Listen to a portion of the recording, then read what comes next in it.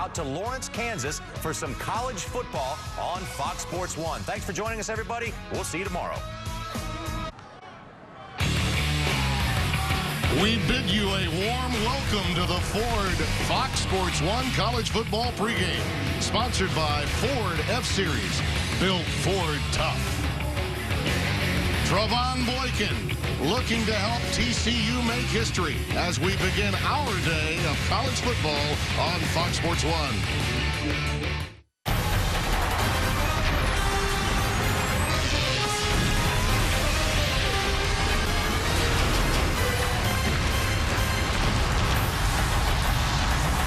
Snow and wind was in the forecast, and in the land of rock chalk Jayhawk, it's positively balmy. The Horned Frogs of TCU come a-calling from Fort Worth to take on the Kansas Jayhawks. It's senior day. Back in September, they made a coaching change. In October, a quarterback change.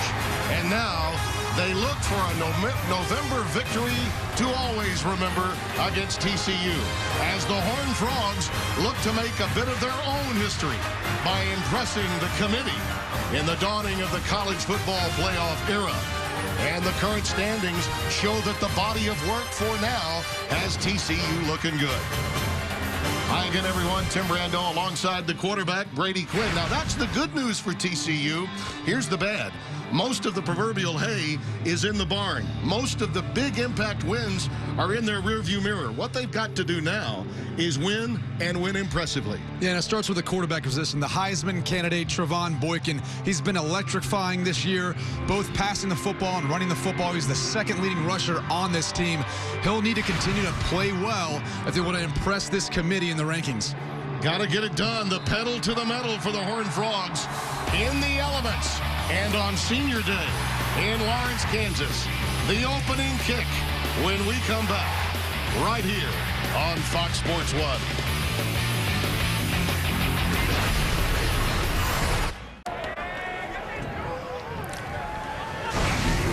Fox Sports 1 college football is presented by Kay Jewelers.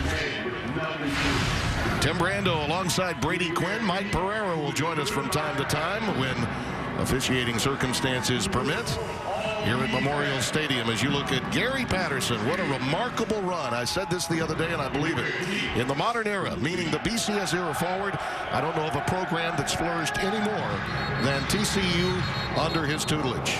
You look at this season, what they've been able to do, pretty incredible. And for Clint Bowen, an opportunity afforded a Kansas native to perhaps become a head coach. And as they say, the opportunity presents itself usually at times when you would never expect. Having played here, been a defensive coach here, a coordinator, and now head football coach for the rest of this season. Some of these fans coming off of a trip to Fog Allen Fieldhouse for the opening game in basketball last night, ready for senior day today. And a chance to really rattle the chains of college football if they can pull off the unthinkable against the TCU Horned Frogs. That's Cameron Eccles-Looper, who's back deep, one of the many track stars on this team. And here is the kick coming from Trevor Bardula. And it's taken out to the 32-yard line, squibbed out there. And let's get the three things, Brady Quinn, that we need to know when TCU has the football. Well, Trevon Boykin is going to be running the football a little bit more than usual given the inclement weather. He's a big part of that TCU running game.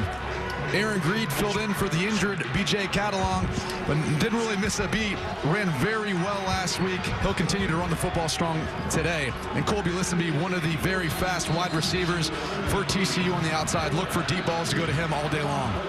Right away, they go empty. 5 wide receiver set.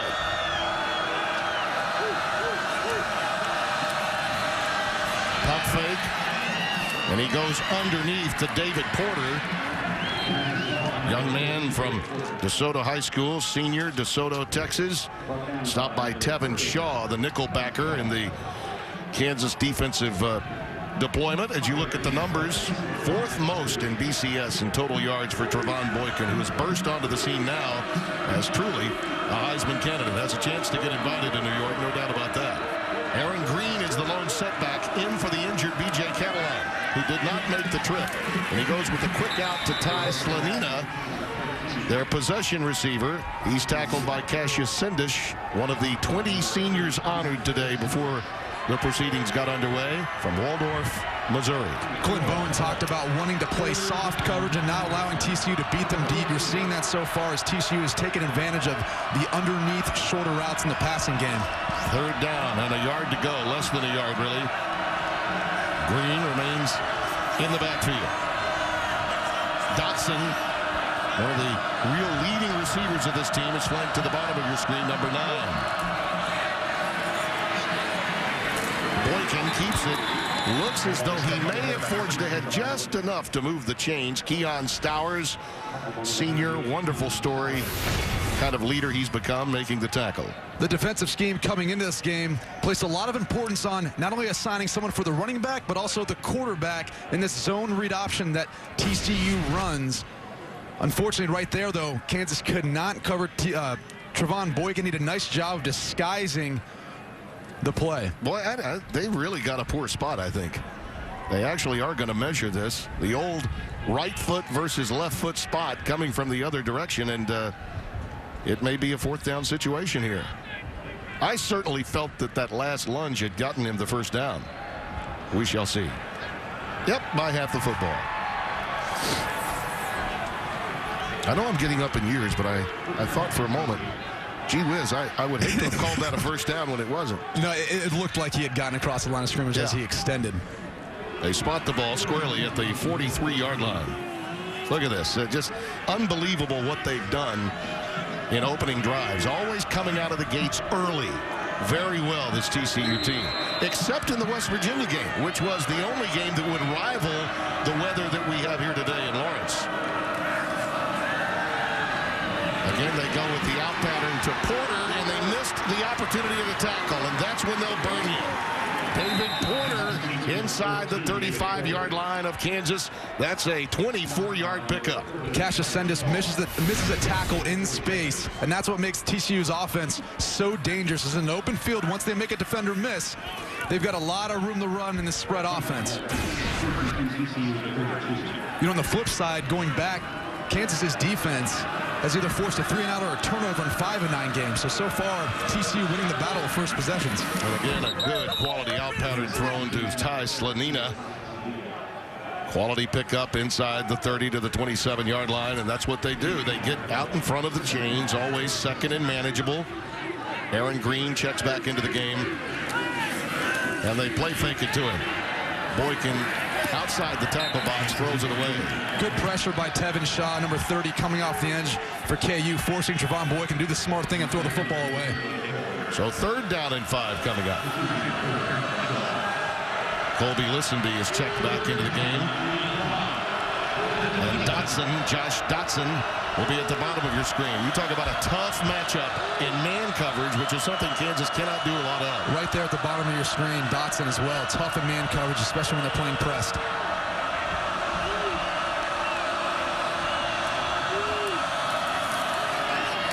Quick cross right to his man Slanina. Touchdown. The slant worked perfectly. 27 yards, and the Horned Frogs get the early lead. TCU is so tough to defend. They have so many weapons at the wide receiver position. As you watch Ty Slanina, he just basically takes a few steps forward and gets leverage on Tevin Shaw on the inside. Something Clint Bowen talked to us about was they don't match up very well with TCU at the wide receiver position. They feel comfortable with Ja'Cory Shepherd and Dexter McDonald, but besides that, they've got to play a lot more zone coverage to not get exposed. They were hoping for elements to maybe slow down this Horned Frogs air raid juggernaut. But alas, it's calm. The wind and a little precip and a TCU lead.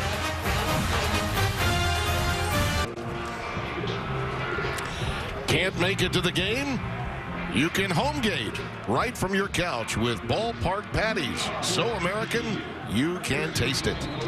I got to tell you, that goes on at Chateau Brando every Saturday. I think I'm going to get one of those at halftime. That was good. Well, they score 70% of the time. That's Doug Meacham there with the sunshades on, one of the co-offensive coordinators. This time they go 67 yards. By the way, Boykin was 5 of 6, scintillating for 66 of those yards. And here's the kick. Coming down to Ja'Cory Shepard inside his 5. Another one of those seniors being honored today. Takes it ahead to the 25-yard line. And another look at this touchdown. Clint Bowen decides to come with pressure on 3rd and 5, which leaves a void in the middle of the defense. Trevon Boykin's been so effective this season, recognizing the blitz and getting to his quick answers. And then Slanina does the rest for the touchdown. Very important now as you look at this marvelous start that the Frogs have gotten with Trevon Boykin, that Cummings and company answer for Kansas.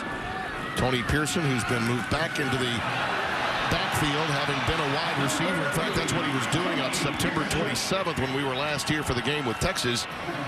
Marcus Mallett makes the stop. And Gary Patterson talked about how effective Tony Pearson was in the running game. He was one of those guys that they really felt like they need to be aware of wherever he's at all times because he is so versatile. Play fake to him this time. Then they go wide to Harwell, number 8. And the Cummings story is really very significant. Youngster from Killeen, Texas. His leadership skills, more than those yards, probably matter most to Clint Bowen right now. I think that and his toughness. You know, you'll see throughout the game, he'll take some shots, but he stands in and delivers the throw, and he's made good decisions. He's taken care of the football, and he's allowed his team to stay in games and really played one of his best games last week in their win versus Iowa State. Yeah, and he got knocked out of the game for a couple of series, you might recall, in that game. Returned and then led them to victory.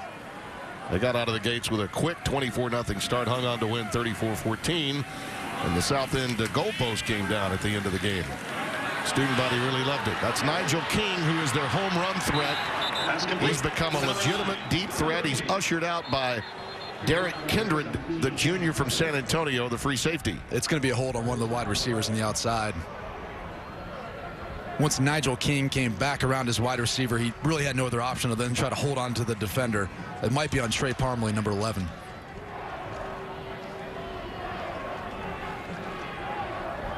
Greg Burks is our referee. Holding. Number 11, offense, 10 yards, previous spot, foul, first down. Correct. It was Parmalee. You were right on top of it, Brady. That'll back him up. Well, TCU brought an all-out blitz, and in that case, they throw a quick screen to the outside. But as you watch Parmalee get locked on there, he really has no choice but to try to hold as King tries to go back outside of the block. Well defended by TCU. Second down, 11. Pearson again remains in the backfield. On the read, they go cross to Jermaine Mundine, and the tight end, who almost always is sure-handed, can't bring that one in. Yeah, he's the best in the Big 12 in receiving as a tight end. He reminds me a lot of Charles Clay for the Miami Dolphins. He's kind of that hybrid. He can be in the backfield almost as a fullback, but he runs great routes as a tight end position. I think he's got a bright future, but he's got to make those easy catches. Third down, 11.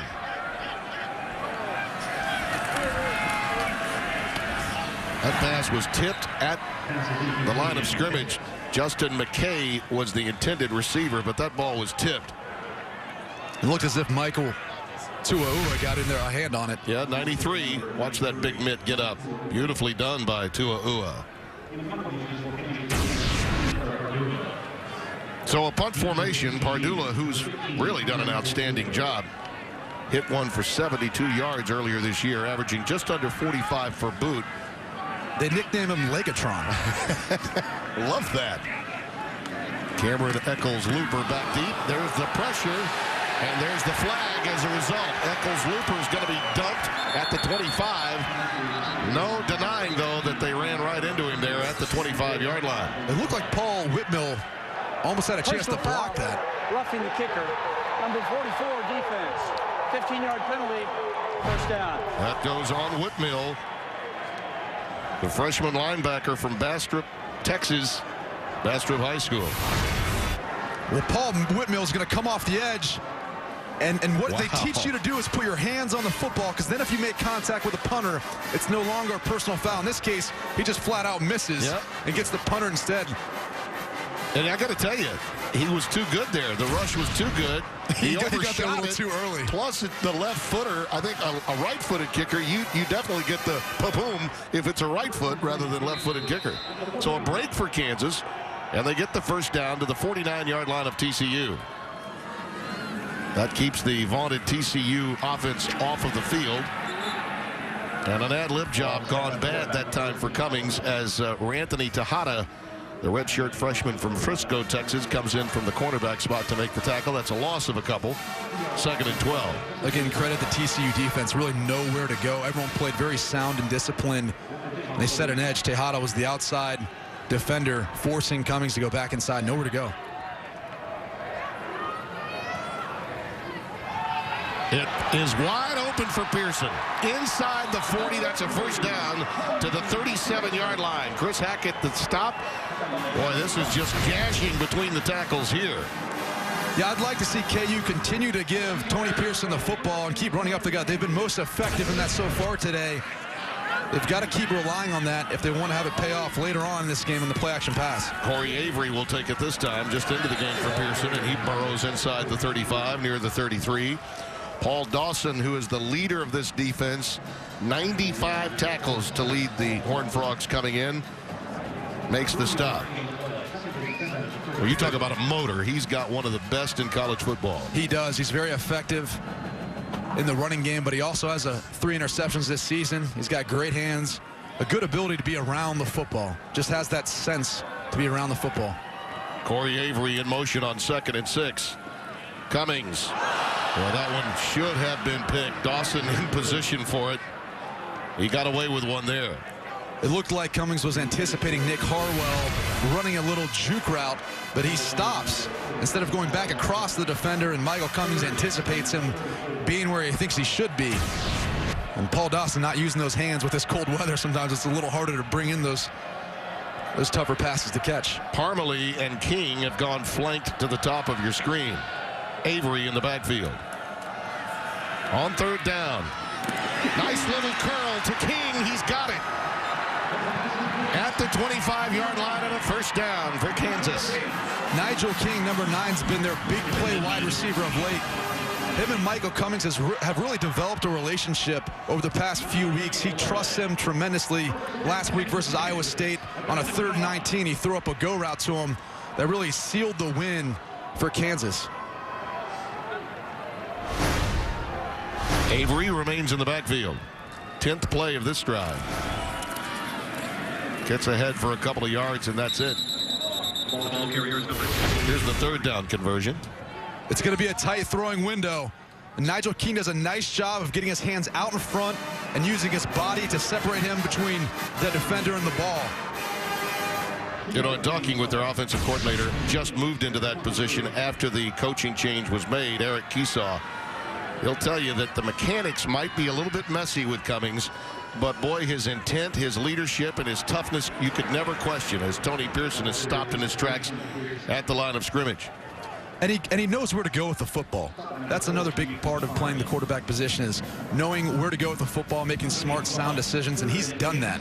He's been able to lead drives and get points on the scoreboard to allow his defense to be able to get some rest, especially when you play against these fast-paced Big 12 offenses. Well, this is a senior-laden team that has gone through quite a facelift in the aftermath of the dismissal of Charlie Weiss. Pearson is back in the backfield. Play fake is to him. Looping it long into the corner of the end zone. Out of bounds is Justin McKay. Boy, he did all he could to stay in. It was a marvelous catch. He just ran out of real estate. When you look at the height difference on the outside between the Kansas wide receivers and the defensive backs, they've got about a 3-4 inch advantage. So they're going to throw a lot of these go routes and jump balls and try to just make plays downfield. In that case, just a little too deep. This is a very important field goal from 40 yards because Matthew Wyman has had a couple blocked this year. He's only 1 for 4 from 40 to 49 yards. And they decided to let it go, and they got basically a fake out of it, and it works. Milweed, the backup quarterback, makes the pass, and Trent Smiley, 85, comes away with it. I was unsure as whether the snap was low or if it was a design fake. I think it was a design fake. I don't think it was, Tim. Oh, you don't? No, I think the snap was low. The snap was low. And then they make a fire call. Well, in that case, heck of a play. I mean, everything breaks loose, and you've just got to make a play if you're that holder. Nice job by Millwood. Well, it helps to have the sophomore from Colleyville, Texas, as your holder because he made a heck of a play. Cummings' pass is caught at the 6 by Nigel King, and he's wrapped up at the 7. Now they're going to say it was incomplete. He lost it as he was hit. He dropped the football. Here it is again. You know, you talk about running the wrong way to make that kind of pass. And threading the needle. Man. There was 3 defenders in between him and the vet. Look at him. He's pumped up. Unbelievable. Special teams so far big right now for Kansas on this drive. Without a doubt. Kept the drive alive with the roughing the kicker penalty. Now they run option. Inside the 10 to about the 9-yard line goes Michael Cummings. Stopped by Tevin Lawson, 99, the sophomore from Denham Springs, Louisiana. 3rd down and 6. They could get a first down without benefit of touchdown. And you know that young man wants them to cash in. That's Ron Powless, former Notre Dame quarterback, a dear friend of yours, Brady. And he's done a great job this year working with the quarterbacks, Michael Cummings in particular, helping him progress through the season. Well, looks like we have some pre-snap movement. Davion Pearson, 57, coming through late. And he's jawing big time, wolfing quite a bit with the offensive line of Kansas. Ball start.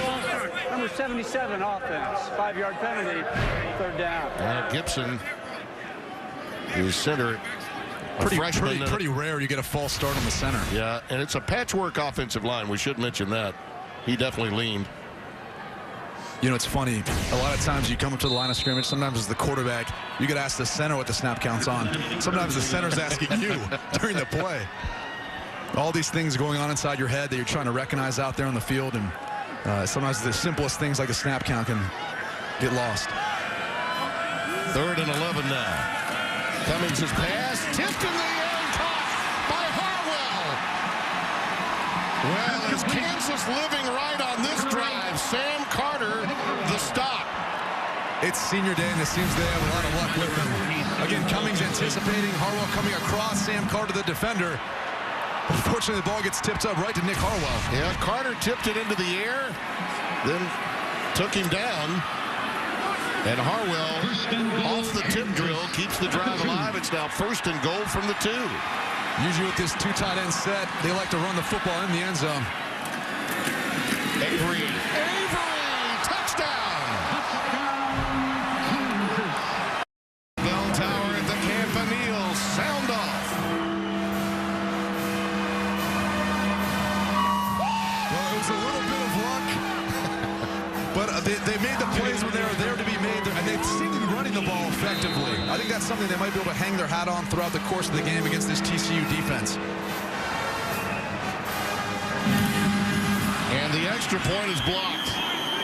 The attempt is blocked. That sort of sums up what can happen. It's never easy or automatic at Kansas. Pardula's punt, not blocked. That kept the drive alive. Then, oh, by the way, a low snap. A 3rd-string quarterback makes a play. Keeps the drive alive. And then it's Avery into the end zone. Quality karma. So let me get this straight with you, Brady. We just witnessed a roughing the punter for a first down, a botched field goal, first down, 3rd down conversion, tipped ball, then a blocked PAT. In a 17-play drive. Hello? Well, the biggest stat there was it took 5 minutes and 42 seconds off the clock. Absolutely. And in a cold weather game, and you're a high-powered offense like TCU, it's never fun to be sitting there and continuing to get cold. You'd like to be able to get into a rhythm and get back out on the field and play again. Pardula will boot it away. There is a little bit of a breeze, and they're anticipating squibs, so they anticipate by moving up, and Eccles Looper will watch this one go into the end zone for a touchback. Well, Trevon Boykin did get a little bit cold during that drive for Kansas, but boy, was he sizzling when this game opened. 5 of 6 for 66 yards already, and he's on display next.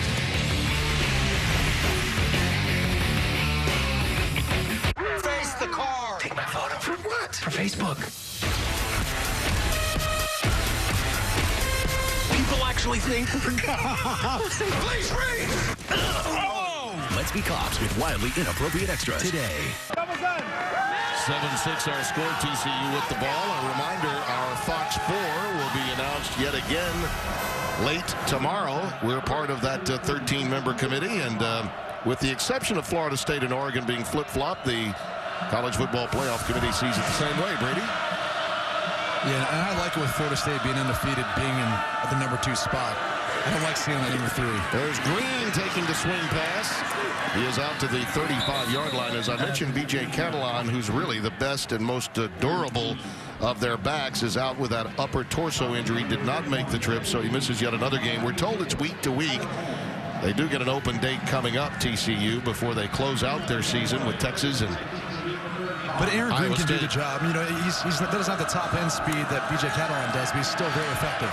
Over the middle they go, and it's caught by Emmanuel Porter. And the freshman of some influence has it inside the 40 to the 39. That's Isaiah Johnson, number 5, wrapping him up. Trevon Boykin used nice touch over the middle of the field to lead Porter into open space.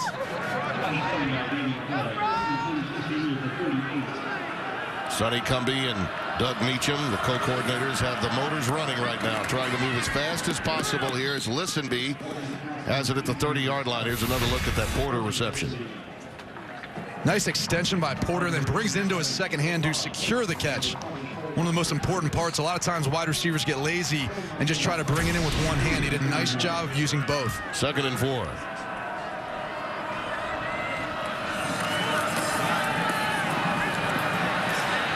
Everyone's covered up, and that's when this guy, the former running back, can show you his talent.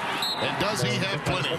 Trevon Boykin stopped at the 21 by Jake Love, the weak side linebacker, number 57. One of the toughest predicaments KU's defense is in is they can't rush Trevon Boykin too hard, otherwise he'll escape out of the pocket like that.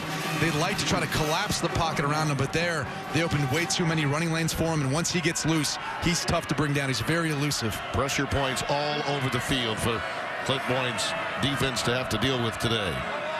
Aaron Green remains the setback. Dotson, number 9, to the bottom of your screen now in motion. Use him with a fake jet sweep action and give it to Green, who bolts ahead for a healthy gain. Jake Love again making the stop. Let's pick up a 5, 2nd and 5 coming up. Massive substitutions being made now by Kansas.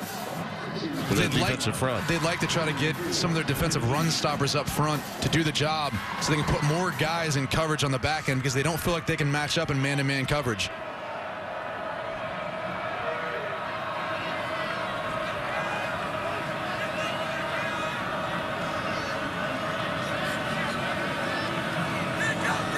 Dotson and Porter now to the bottom of your screen. They're going to give it to Green, who negotiates to about the 11, maybe the 12-yard line is where they're going to mark it. That's Big Ben Heaney, the senior. Well, you talk about a whale of a player in his career. May not have as many Big 12 victories in it, but he'll be remembered for a long, long time here. Leaves quite a legacy. He does, and he leads by example. The way he plays the game. I remember, I was watching one of the games they had lost, and one of the long touchdowns, he was the only guy on the defense chasing down the ball carrier to the very end of the end zone. He plays with so much heart, and that's just something you cannot. There's just nothing to really compare that to the way he plays the game of football. 3rd and 2.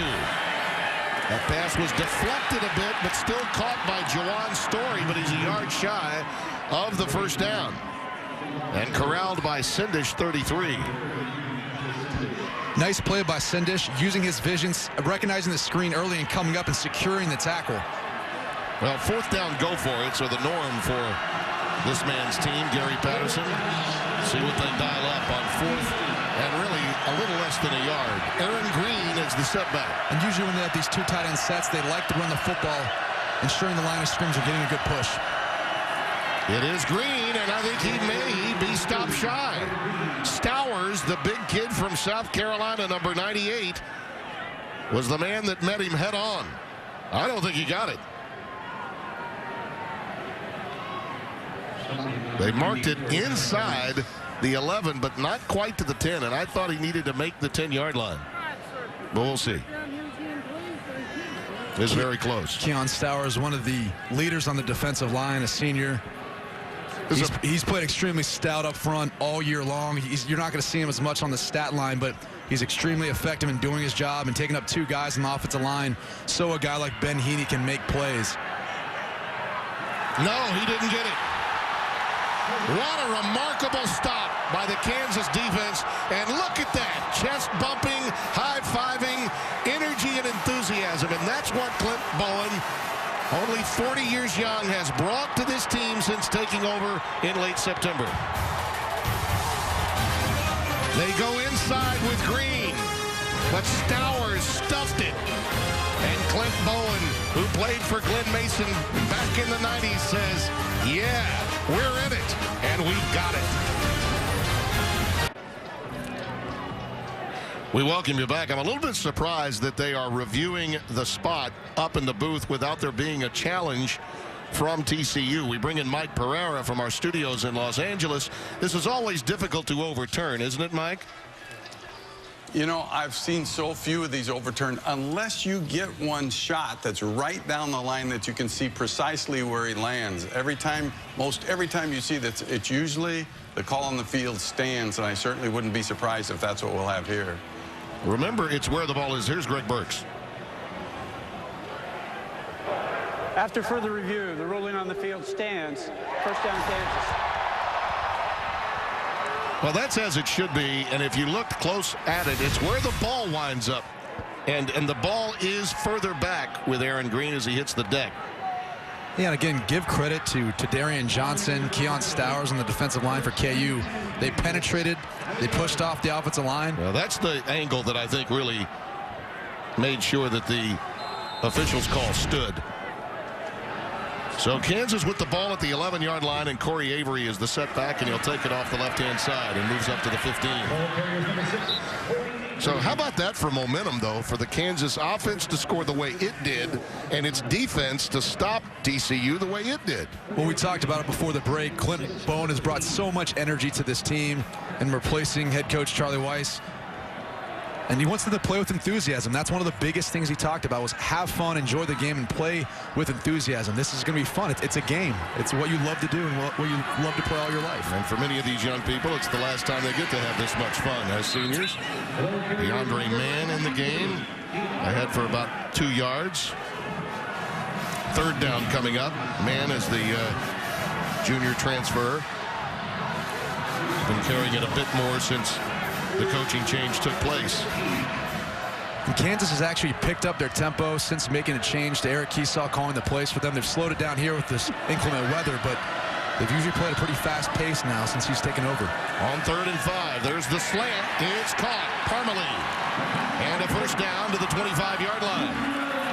Trey Parmalee hasn't seen a ton of action this year. He was injured in the beginning of the season, but his father, Bernie Parmalee, longtime NFL coach, coached me actually at Notre Dame, and he's a tremendous coach and player, and obviously it's right there in the gene pool as well in his son.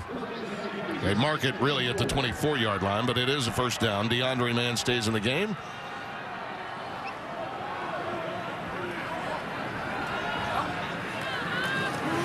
And it's Mann.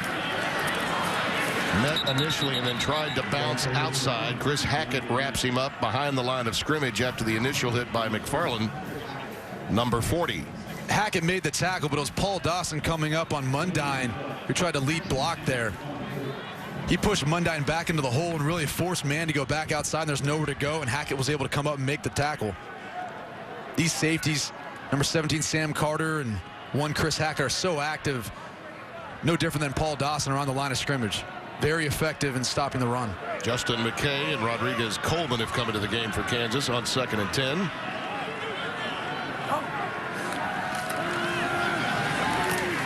that ball was batted down, could have very easily been picked. They were trying to set up the wide receiver screen.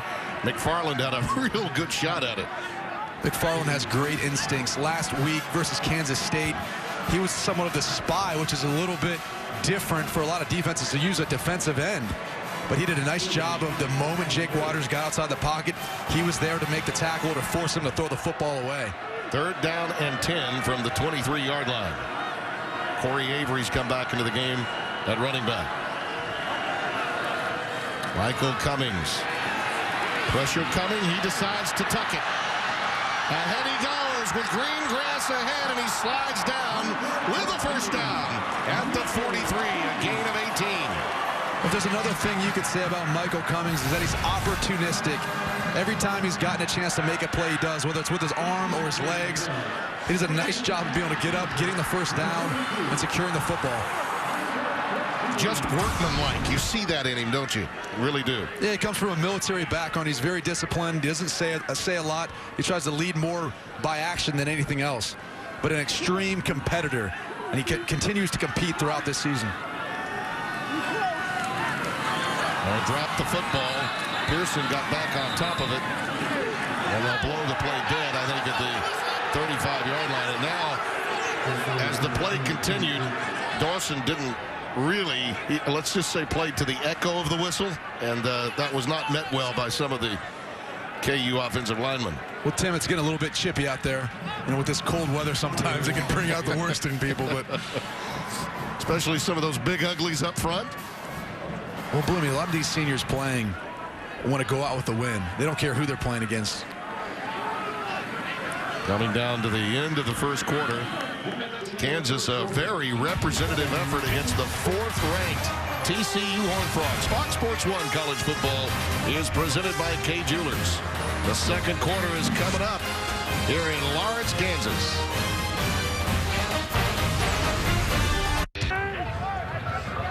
Don't you love that shot? The student body with nothing on their bodies, heckling the guys with shoulder pads on, the opposing team. How good is that? Well, some of those guys have a little more body mass, Tim, so they can actually keep their body temperature up. You know, we talked a little bit about the elements in the game, and I think probably whether it's snowing or not, the bottom line is if you can keep TCU off the field, you're doing your job. Yeah, and Kansas has been effective in creating long drives, eating up a lot of the clock, whether it's been running the football or just converting on 3rd down. How about this? Jimmy Mundine, first down. Boy, that was a little promenade left, promenade right, and skip doody-doo. All the way to a first down to keep another drive alive. James McFarland finally wrestles him down.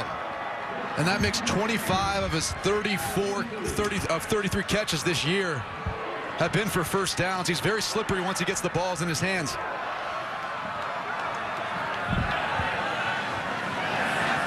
First down. DeAndre Mann again. That's Chris Hackett making the stop. Here's Mundine again. Look at this run. And we talked about it before. He's not quite the size of your normal tight end, and he's not quite a fullback. He's got all sorts of ability downfield to run and cut and juke.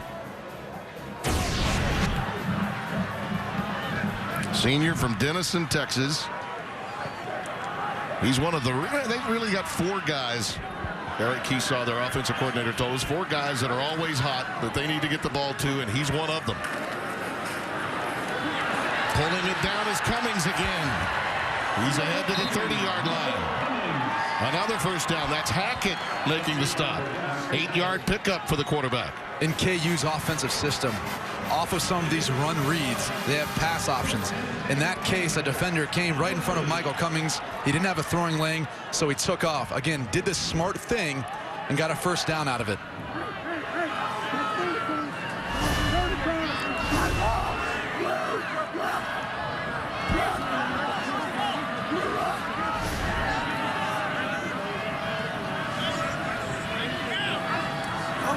Nigel King in motion. Let's see if Cummings looks for him.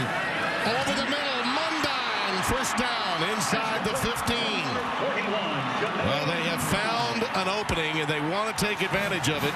Outside backers trying to stay with Mundine. And look what makes this so effective is Jameis Mundine's route running ability. He runs a little quick out and up. He gets the linebacker to bite underneath, and then, again, secures the catch into the red zone. Such a mismatch for many defenses. Just got so much speed and ability once he gets out in space. Parmalee has checked into the game. He's in the slot, now coming over in motion. Pearson. And he's run down by Dawson. His quickness is something special. Pearson's got a lot of getting up, and 47 was able to run him down with no problem whatsoever. Once Paul Dawson sees any opening, any hole created by the offensive line, he shoots the gap, and he's running through. Again, just great instincts, understands the game of football from the defensive perspective, and he's a good tackler. That's something that a lot of time gets underestimated. Particularly in today's college football. You're right. 2nd and 10. Going for the fade into the corner for Nigel King. Incomplete. Well defended by Kevin White. We talk about shut-down corners. He is the guy that everyone saw as the shoe filler for Jason Verrett, and he's been up to it this season. Yeah, he has. He matched Lockett for Kansas State last week. Lockett had a big game, and it's really not a ton of fault on his. There was a miscommunication on one particular catch and touchdown from what Gary Patterson told us, but he is a lockdown corner, and he'll match up with Nigel King throughout the day, because Nigel King, again, has been Kansas's big play wide receiver of late. 4 out of 6 on 3rd down conversions. This is another opportunity. Mundan! Touchdown! He got away from Dawson.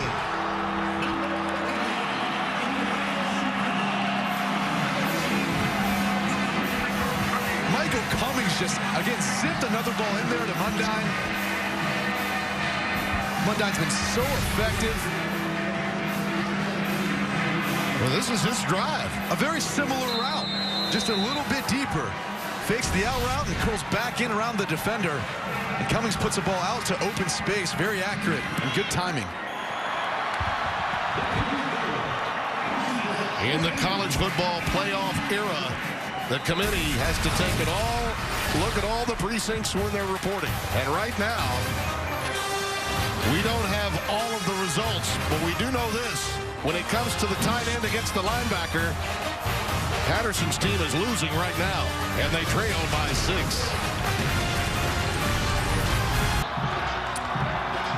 A surprising start, and time for our stat comparison brought to you by the Lincoln Wishlist Sales Event. And how about this? Consider KU's 2 longest scoring drives this year have been in this game. 5 minutes and 42 seconds off the clock, a 17-play drive, and 6:18 on a 14-play, 89-yard drive. I think they found something.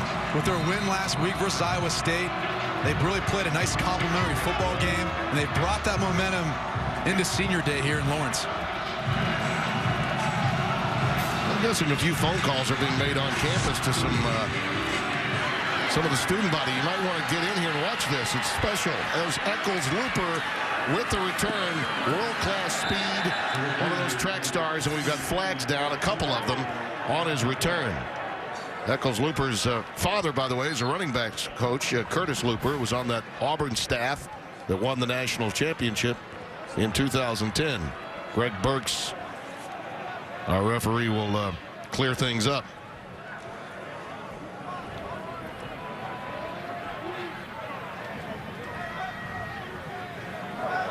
During the return, illegal block in the back. Number 6 of the return team, 10 yards from the spot of the foul, 1st down.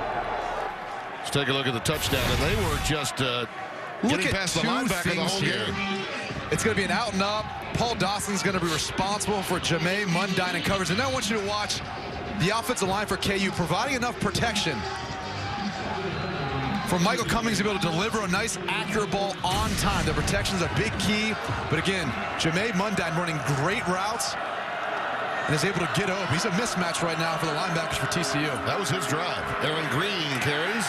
He's headed to about the 16-yard line to Darian Johnson, who, along with Keon Stowers, provided the stop on 4th down that ignited Kansas in that 89-yard, 17-play drive. These seniors are truly playing inspired here on their last game in Lawrence. The defensive front has done a nice job, again, allowing the linebackers for KU to make plays all year long. Now they're starting to make some plays on their own. Look at that number. That's amazing. The ball control. A lot of times, that's a stat that doesn't hold up. Ball control in today's game as Eccles-Looper is stopped after the quick curl shy of the 20 at the 18-yard line. But in today's game so far, ball control has been the story for Kansas. And that's the enemy of TCU, right? They want to get on the field and play a bunch of plays. Oh, that's picked off by Shepard. Touchdown, Kansas.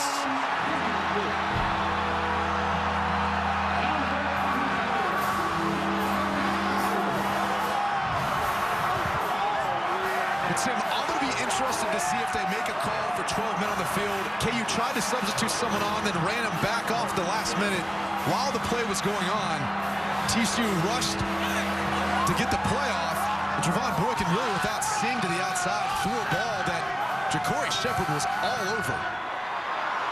You think that maybe is what Patterson's talking about? It's got to be, because it looked confusing to me seeing two defensive backs right in that area. So I'm a little bit confused why Trevon Boykin made that call.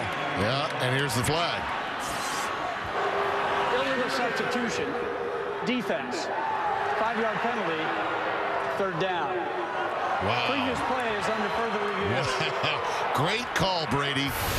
And Gary Patterson was right on it, too. Right down there was where I saw two guys kind of in the same vicinity. And you're going to see Greg Allen run back off the field. The ball's already snapped. Yep. And that's one you can't miss. No, and the hard thing is that's what TCU does by running this fast-paced offense. It puts so much pressure on the defense, so when they want to substitute, they really can't. You're right. The offense has to substitute in order for the defense to be allowed to, and in that case, they didn't. But I will say this. I think Gary Patterson had to make them aware of it. That flag came down awfully late. That was not a flag that was down early. There was 12 players on defense, and it was illegal substitution. 5-yard penalty, 3rd down. I think you got to credit the defensive staff at TCU, the guys on their headsets getting in touch with Gary Patterson, who can see probably a lot less than they can see. And he very quickly got to the officials, the side judge, and let them know. I'm sure Sonny Cumbie up in the box saw that immediately and called down and tried to make the officials aware of it. I mean, that's just good coaching. Very protective coaching, and the officials did ultimately get it right.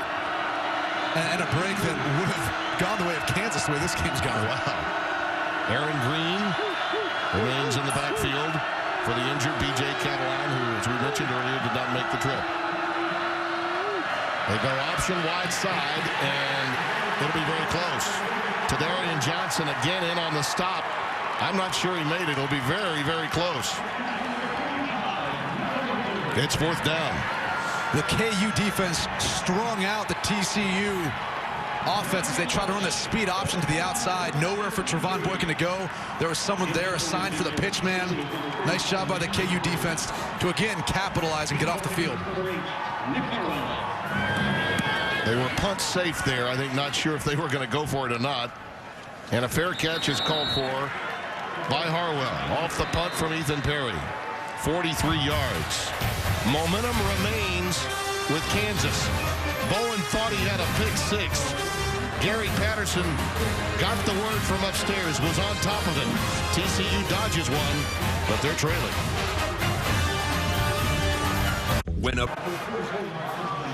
Fox Sports 1 College Football is presented by Kay Jewelers.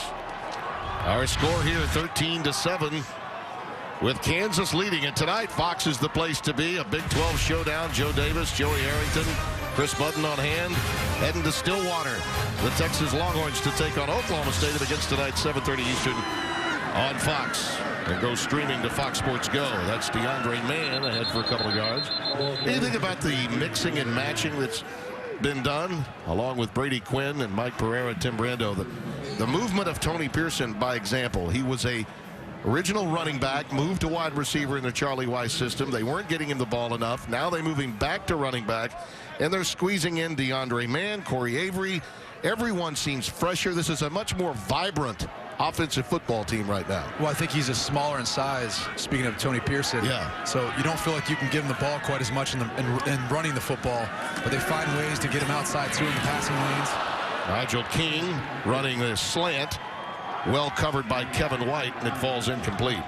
And that's really where they can be most effective, because they can't have a running back by committee. Very entertaining start for this Jayhawks team. And around the country, with teams trying to make their way into the college football playoff. You think there's some interest in places, I don't know, like Waco, Texas, Columbus, Ohio? I would think everyone's tuning in to see how this game turns out. Oh, yeah. Given the implications on the line. A few phone calls being made right about now. On 3rd and 7, that pass is tipped and almost caught McKay. I think he lost sight of where it was. It was tipped into the air, and Parmalee may have had the best chance for it, number 11. They run a switch route, and again, Michael Cummings throws it into a little bit of a team meeting there. Yeah, the ball gets tipped up, but McKay had the best chance of getting it. I don't think he saw it, but it was very near him. And it's 4th down, and Kansas will be forced to punt. Eccles Looper back deep as Pardula, with that big left leg of his, averaging just under 45 for boot, gets ready to punt it out of there. Another boomer, sending Eccles Looper inside his 10. Unfortunately, it goes into the end zone for Kansas. I think Pardula was hoping that ball would rest inside the 5. TCU does have a little better field position than they're accustomed. Here in Lawrence, Kansas, they are trailing by 6. 9 and change remaining. The Lincoln MKZ, the first ever MKC, the new Navigator. The Lincoln Wishlist event is on. Right now, for a very limited time, get our best offers of the year on the 2015 Lincoln MKC. 13-7 our score. TCU does begin at the 20 after exchange of 3 and outs. And you look at, the winter weather is coming, and the passing yards impacted tremendously, Brady. Yeah, with the inclement weather, a lot of times when it's windy, it's tough to throw the football, and also when it's cold, it's tough to grip the football. So a lot of times that ends up being inaccurate passing. Well, they go on the go route for Dotson. Well, that's a beautiful catch at the 41-yard line. What a gifted receiver he is. The junior from John Tyler High School, Tyler, Texas. Cradles that with one arm, really. And he's not quite the burner that the other wide receivers are for TCU, but he's great once he goes up in the air coming down with the football. He's very acrobatic in the way he can come down and use his body to get his feet in bounds or just make a tough catch. He was well defended by Dexter McDonald and still brought it in. Came into the game with 42 catches to lead the team.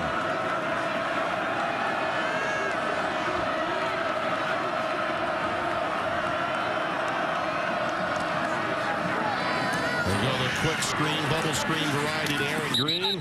Out of bounds at the 35. Let's go back to Los Angeles. Greg Wolf for this Lowe's Never Stop Improving game break. Guys, down in Tuscaloosa, number 5, Alabama, a chance to perhaps leapfrog the Horned Frogs with a win over number 1 Mississippi State. Josh Robinson brought down in the end zone for the safety. The SEC's top defense strikes early. They've added a field goal since. 5-0 tied first quarter. Tim Brady, back to you. Should be a very tough defensive game between those two. Going deep for Listenby. That's underthrown. Could be intercepted. Ja'Cory Shepard has it. The pass is intercepted. Number 24. Great coverage by Ja'Cory Shepard. He came here as a wide receiver. They converted him to a defensive back. One of his biggest skills is the ability to stay with the wide receivers. And once he turns around to see the football, he's got the hands as a wide receiver to catch it.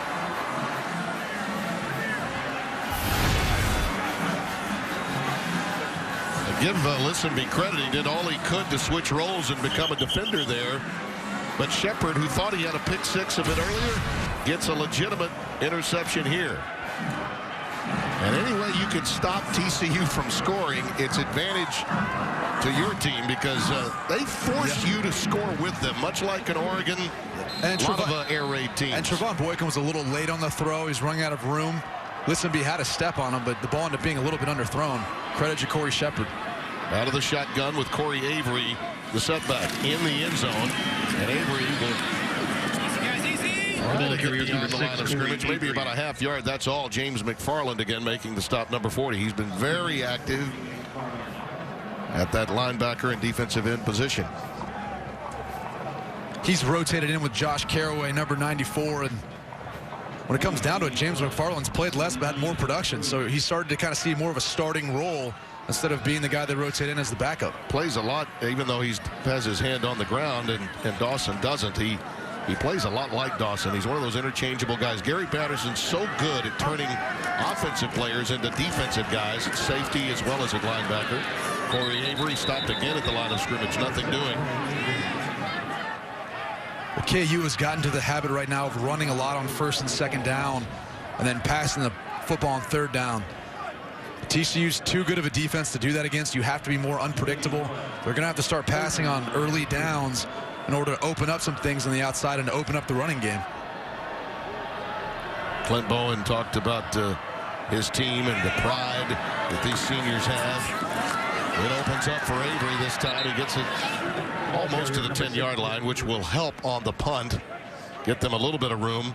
Marcus Mallett making the stop. He said these young men, when you think about it, haven't had a lot go right for them, and it's a senior-laden squad, and he admires so much how they've handled it in and around campus throughout their entire careers. And one of the things he kept driving home to was talking about how the former players, the people care. They understand, they've gone through it with them, and they've got their back. They respect these players for the way they've handled themselves amongst a lot of the losing that's occurred over the past few years. Mardula to boot it away. Eccles-Looper is back deep. This is short and returnable. Eccles-Looper manages the 39-yard line. Well, tonight, the UFC returns to Fox Sports 1 for UFC 180 prelims, featuring a bout between 6th-ranked Jessica Ai and 13th-ranked Leslie Smith, plus the Ultimate Fighter Latin American finale. The action starts tonight at 7 Eastern, only on Fox Sports 1 and streaming live on Fox Sports Go. What a short 37-yard boot for Perdula. Out of character for him. A 6-yard return gives TCU its best field position of the day. The 39 of Kansas.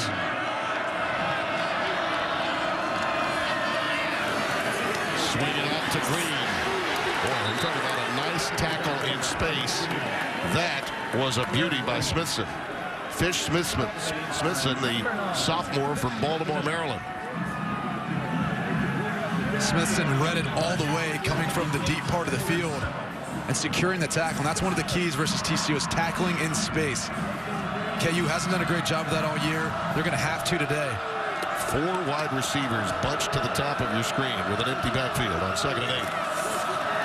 And it's the bubble screen to Green. Staying alive. About a yard shy of the first down as he's pushed back. Ben Heaney, the first to make contact. TCU likes to use these 4-by-1 sets, and in saying that, that means they put 4 of their wide receivers to one side of the field and a single wide receiver to the backside.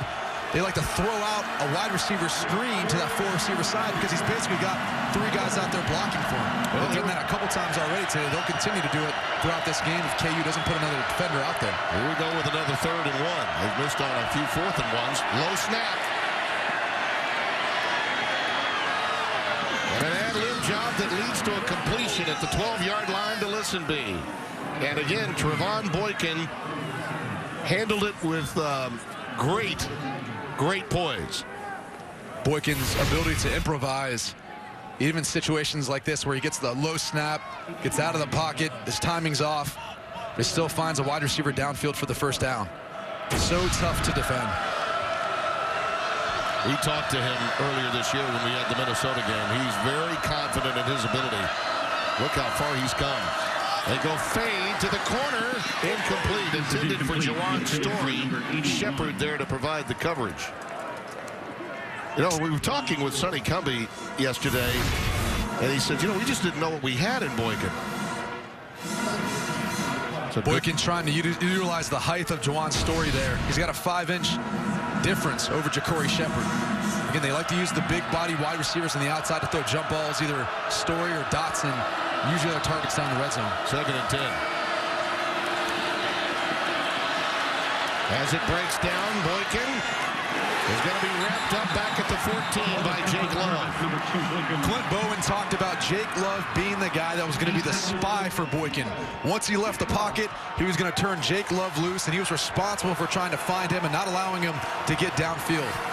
A nice job by Jake Love being able to tackle downfield. And again, making these sorts of plays in space are the key for KU to stopping TCU's offense. 3rd and 12. They could get a first down just inside the 2. Looks like they're bringing pressure, all out pressure here.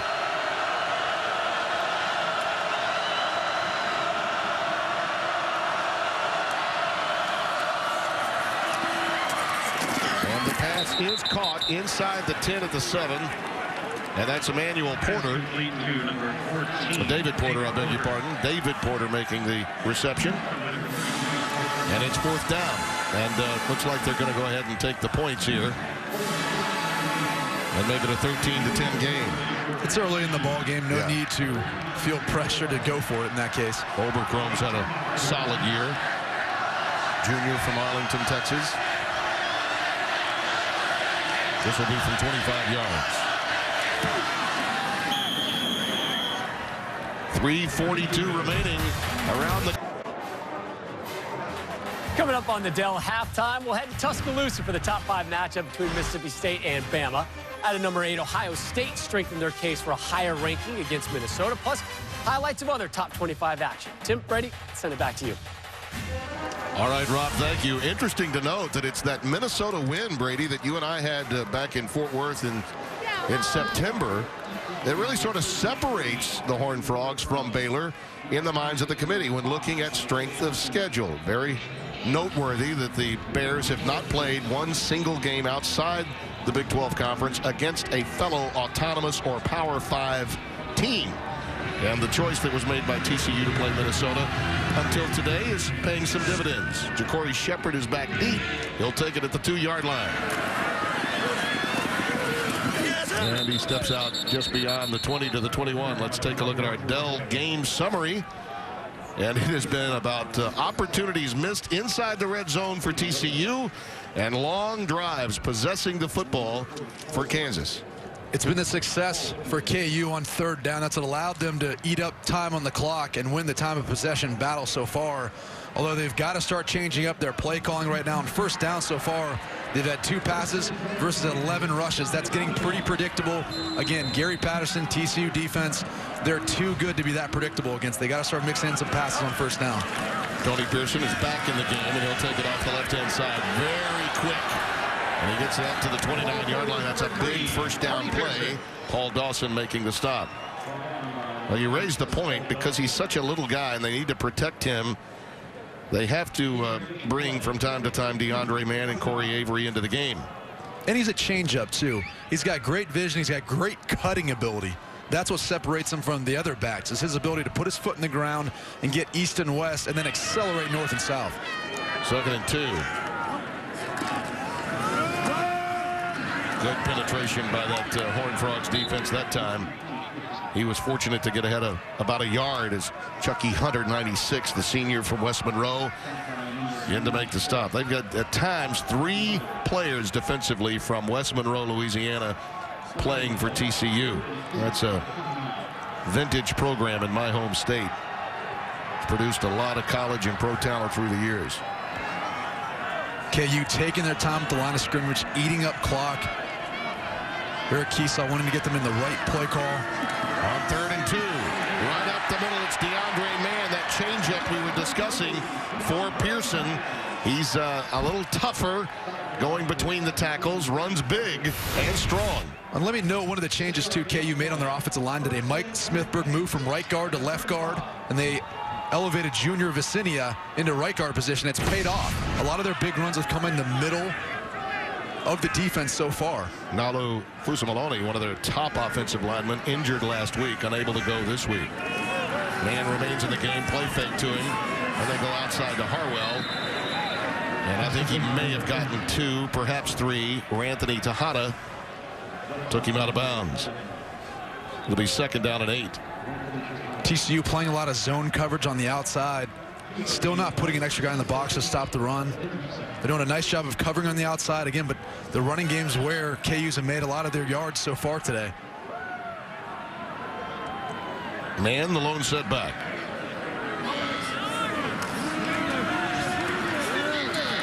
Looking long for King. Jump ball, he got it again. They're going to say he stepped out shortly after catching it at the 33-yard line. How many more times will he make a legitimate jump ball go his way? Eric Kiesau, the offensive coordinator, told us last week there was a point in time where Nigel King and Michael Cummings made eye contact with him. And he knew that they wanted the go route. They wanted to throw it up. And Nigel King's got the confidence now in his game at this point in the season where any ball that's thrown up his way, he's coming down with it. Doesn't matter who's covering him. Cummings took quite a hit, too, from Terrell Lathan, number 90 on that throw. He's a little nicked. Now decides to tuck it and will go down. That's a sack back at the 35-yard line. Paul Dawson making the stop. It looks like we may be getting a timeout from Kansas. I think Cummings needs a little time to hang on, because he definitely took a hit on that long throw to King. That's why he's done such a nice job in replace of Montel Kozar this year. He's tough. He hangs in the pocket. He gets the throw off. And he's going to be feeling that one tomorrow. But that's what this team appreciates the most about him, is his toughness and grittiness. Being able to get throws off like that and big plays and completions downfield. That's Eric Keesaw, the offensive coordinator, new to that position, taking over for John Reagan, more of an offensive line coach that was running it for Charlie. And Ron Pallas is also there with him in the red Kansas top. A lot of guys who have played the position too. Eric Keesaw played quarterback at Portland State. Ron Pallas played quarterback at Notre Dame. Clint Bowen played here, so we talked about that before. Their ability to relate to the players and bring that sort of energy and enthusiasm, something that they felt was missing with the chemistry with these players before. McFarland and Latham both got penetration on that hit that took place to drop them back on the King reception. Now it's 2nd down and 14. Cummings' pass caught at the 20 by Harwell. Well, that was put where only he could get it, and it's a 1st down with the clock ticking. 1:20 remaining in the half. Biggest key here is they're in field goal range. So Michael Cummings cannot take any negative plays, no sacks, no penalties.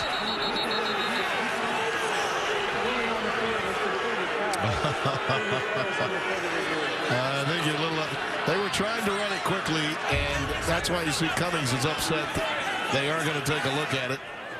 It's frustrating when you're a quarterback and you have this momentum going down the field. You want to stay in rhythm. Yeah. You know, and a lot of times they review plays that don't need to be reviewed. Now let's take a look at this one and see if, in fact, the ball could have been trapped. Ooh, the nose might have been there. I think that might be ruled incomplete. The tough part is whether or not to know if his hands were underneath the ball. We'll hopefully see it in this angle. That's going to be tough to overturn. It was called a catch. Yep. And in that case, I know we saw the nose a little bit, but you can't see his hand, and it looks like from this angle his hand's underneath. All right here is the nose of the ball. Now, see, I think the hand is underneath. I agree. The hand is underneath, but the nose of the ball hit the ground. This could be overturned.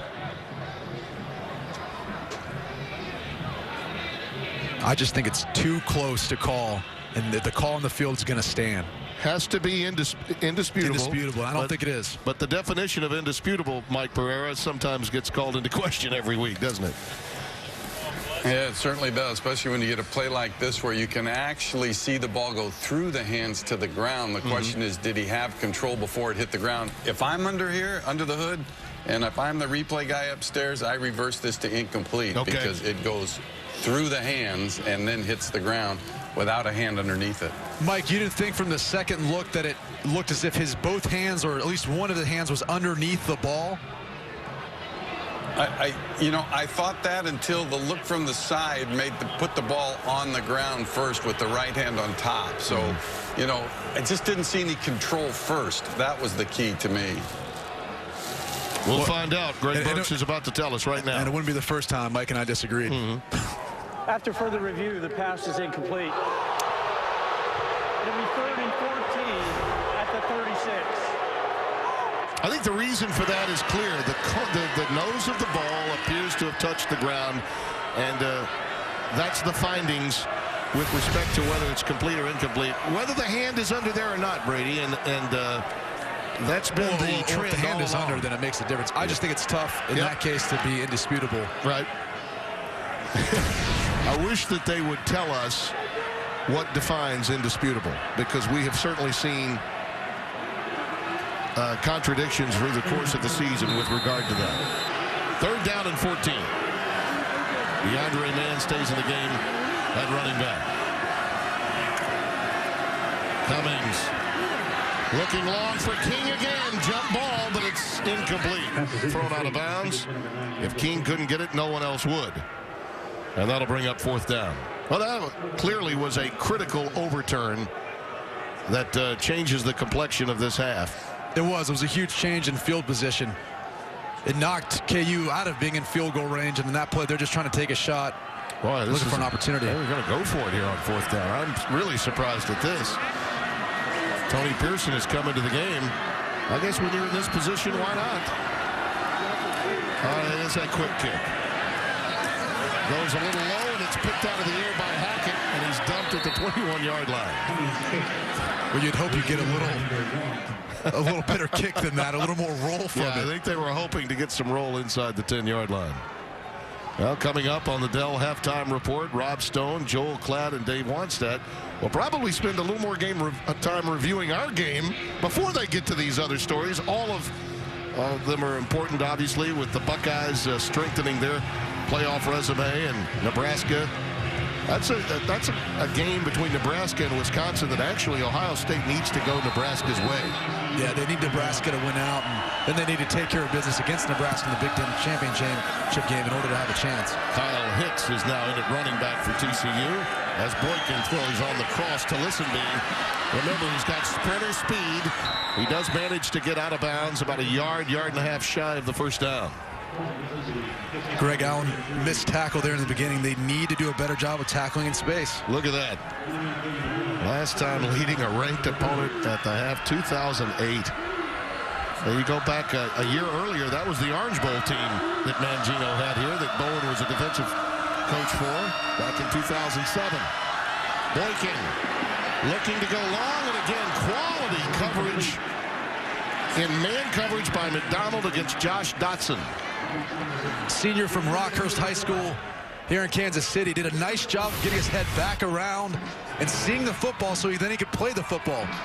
They call that an aggressive position. There's non-aggressive where you're looking at the wide receiver and you can't see the football, and there's an aggressive position. And in that case, Dexter McDonald became the wide receiver just like Dotson. 3rd down and 1. Again, a low snap. There have been a couple of those today, but Green forges ahead as Boykin handled it quickly with those hands and got it to number 22, and it's a first down out to the 35-yard line. Clock stops on the first down with 47 seconds left. Even though you have those gloves on, your hands are still freezing down there. It's hard to feel the ball sometimes. Boykin. Incomplete. Emmanuel Porter, number 1. Hit hard by McDonald, and it'll be 2nd and 10.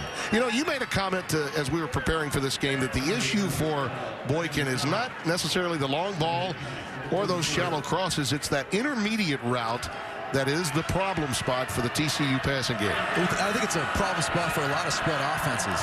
They take shots downfield and they're throwing a lot of scrimmage, but not a lot of in between. On 2nd and 10, Porter, the intended receiver, can't come up with it. And that was McDonald that got tied up a little bit. Little incidental contact, but quality press coverage by KU here. Yeah, and because of the zone read scheme, they've got to play a lot of man coverage, which means press man coverage. In that case, Dexter McDonald got tied up and fell. Big opportunity for Emmanuel Porter, but wasn't able to bring the pass in. We haven't seen anything really completed in the seam today. All 4 wide receivers, that's your 4-by-1 set right there. TCU likes to utilize. 3rd and 10. Boykin in traffic. Wrapped up at the 35-yard line. Hauled down from behind by Tyler Holmes, number 94. Courtney Arnick in there on the play as well, and that's the other guy besides Jake Love. You'll see those 2 guys as the spies for Boykin. Once he leaves the pocket, they're coming up to try to make a play. Kansas is going to take a timeout. Hope for yet another opportunity before the end of the break. Fox Sports Supports is proud to team up with the Boys and Girls Clubs of America.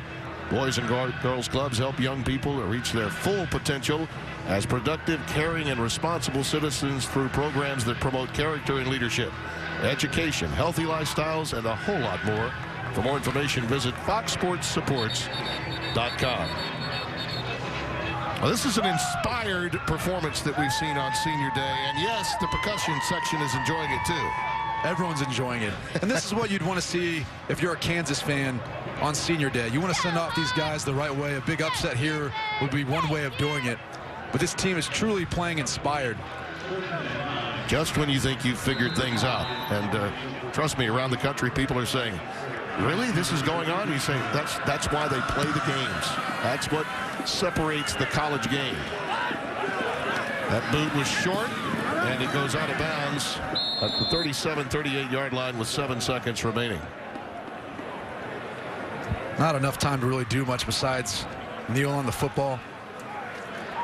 I don't know if Michael Cummings has a strong enough arm to get it to the end zone either for maybe a Hail Mary at the end of half here. I got to tell you, I think it's noticeable today anyway that TCU misses B.J. Catalon.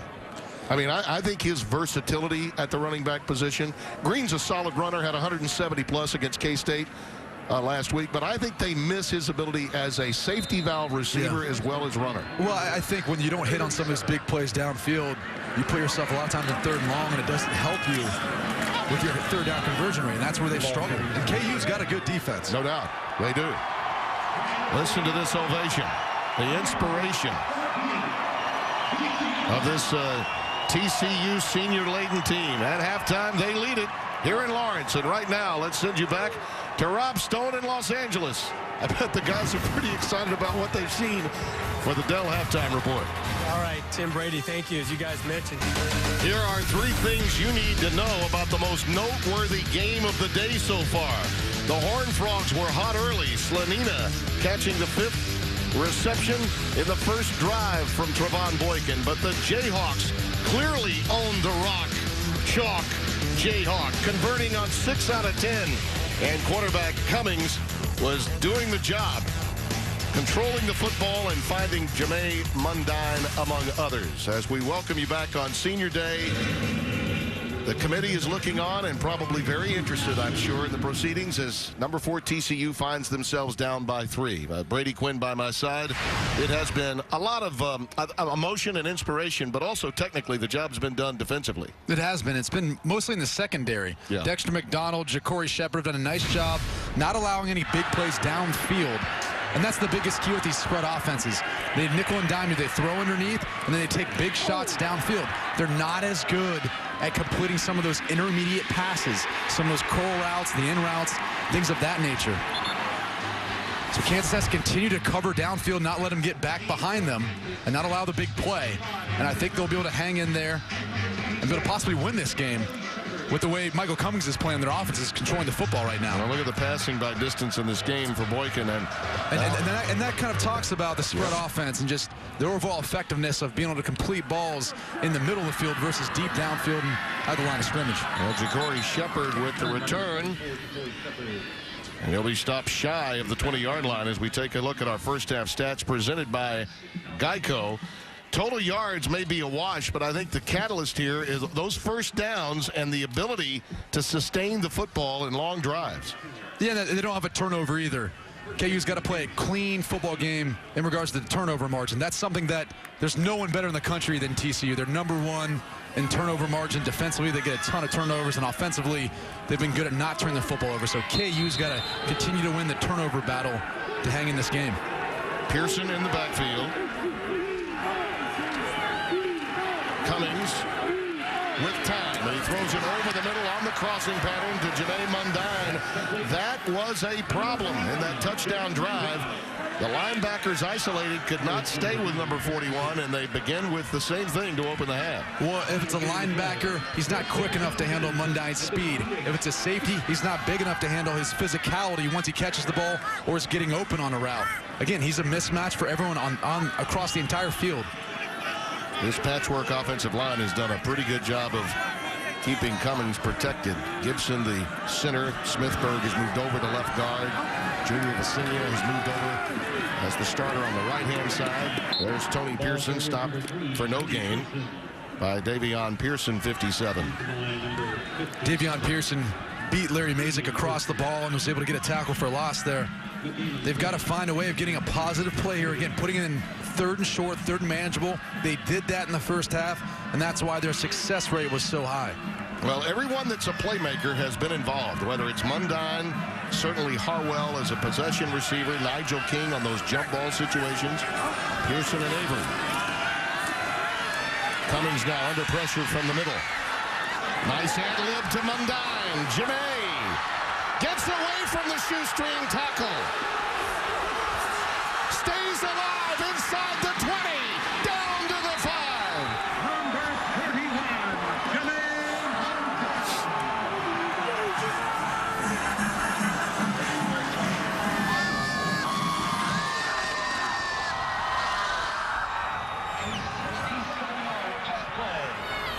67 yards and a 1st and goal for the Jayhawks. Jimmy Mundine with the great catch and run, and we just talked about it. He's so tough to bring down. His athleticism matched with his size, and even setting up the defender at the end to get the extra 10 yards. And I credit Michael Cummings for finding enough room in the pocket to get the throw off. Yeah, he kept the play alive, too. Avery stopped at the 1-yard line. Number 6. Sam Carter, number 17, coming up from strong safety to lead the charge for the Horned Frogs. We start to see a little snow come down as well. They wanted more precip here. Listen, Clint Bowen told us, hey, wind, snow, whatever. They wanted it all. They wanted it all. Lots of it. The front was supposedly going to get in here a little sooner this morning, but it's running late, and most of it, we were expecting a dusting, maybe a couple of inches, that's all. Again, this is a running formation for KU. Avery, not quite. They've tried that a couple of times now. It's been the same play. What they scored on their initial touchdown, similar formation, similar play. Eventually, they're going to take a shot outside because they've got one-on-one coverage with Nigel King on 25, Kevin White. Avery checks out. DeAndre Mann, who's a more physical runner, comes in. McKay has also come into the game. Justin McKay, number 19. McKay's another target there if he's matched up one-on-one on the outside to throw a fade. Oh, he kept it. Cummings, touchdown. Well, he got dinged, too. He paid for it. That shoulder again.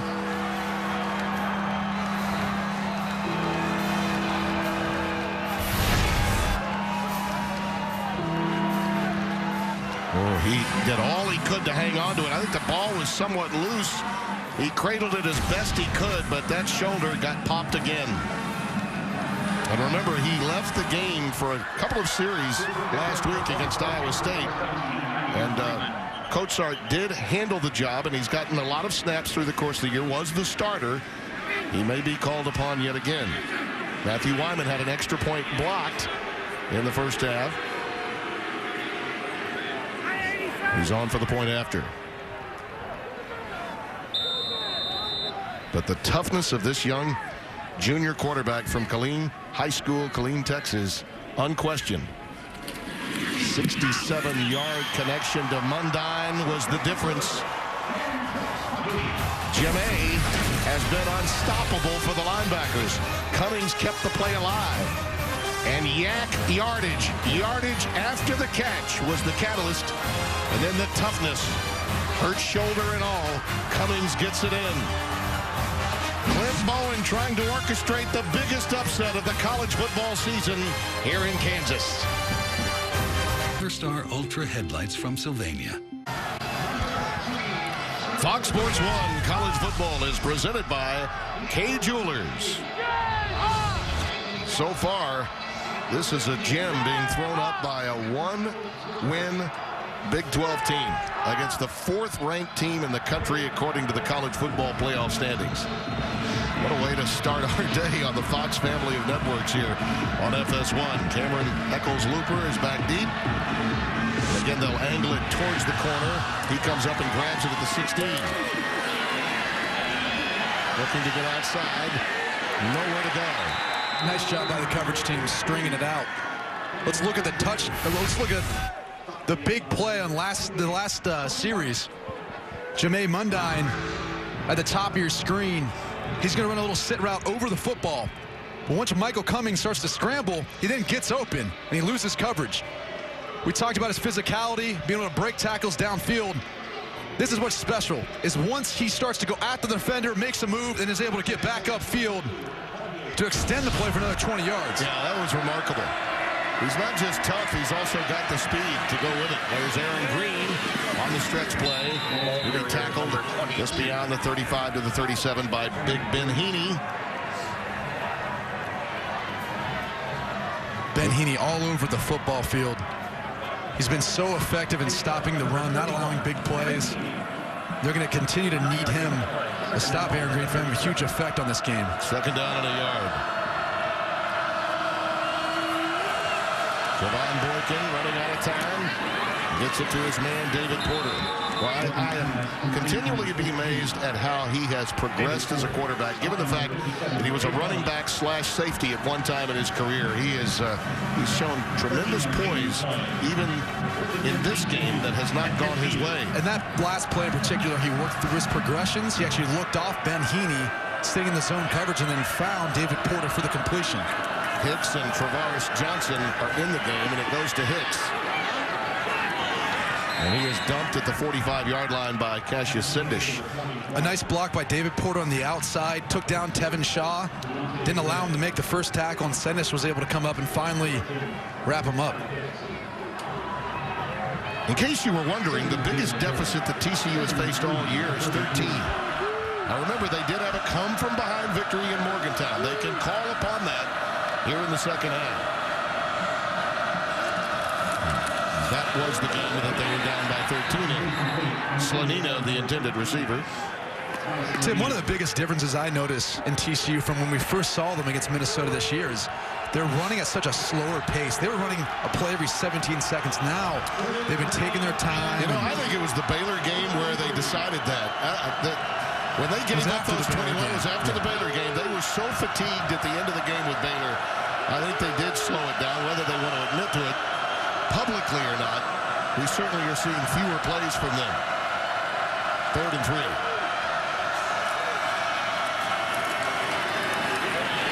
Green, that last lunge may have gotten him the first down. I think it did. Well, Green's fired up, and he wants the football more and more. He was a big factor in their win last week versus Kansas State, taking the place of the injured B.J. Catalon. He's done a nice job of filling his shoes. We talked about him not being as dynamic or having the top end speed, but he's a very productive back. They mix and match. A lot of talent off the edge for this TCU offense. Empty backfield. That pass is thrown and caught to Slanina again inside the 30 to the 27-yard line. It was nice ball placement by Trevon Boykin. They faked the screen to the outside, and they're able to find Slanina slicing through the zone coverage. Just over 10 minutes remaining in the 3rd quarter. Kansas has already scored on their opening possession of this half. Horned Frogs looking to answer.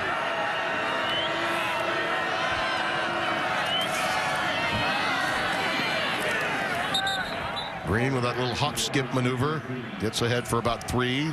We'll call it 2nd and 7. Michael Reynolds, unsung perhaps because of the overall play of Ben Heaney. This young man has really grown up. He's forced fumbles in as many games as they've played the last 5. He leads the conference in forced fumbles.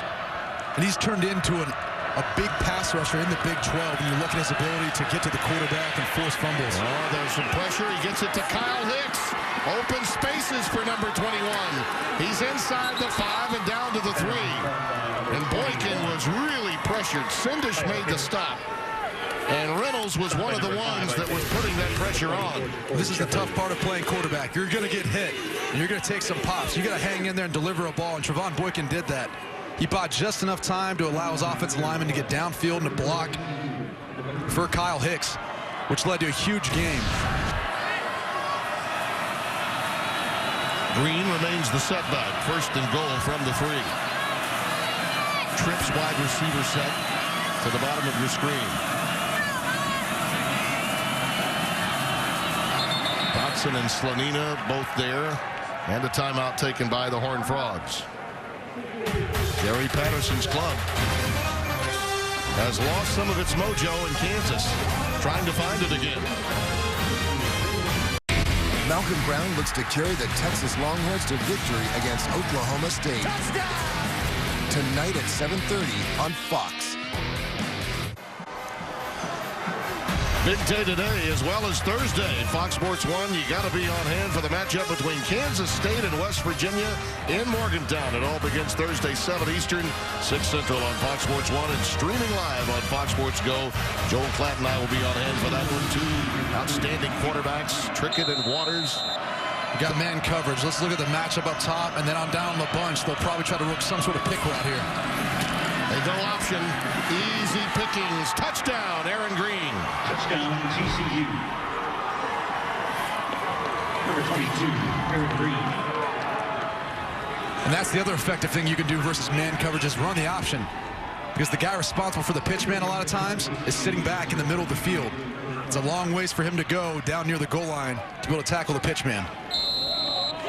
Well, I touched on it at the end of the first half that this may be one of those days where the presence of B.J. Catalon would be noticed. And I do think that his versatility is missed, but Green statistically has gotten the job done in more ways than one. They'll line him up anywhere, too. Option towards the boundary. And Green gets him close.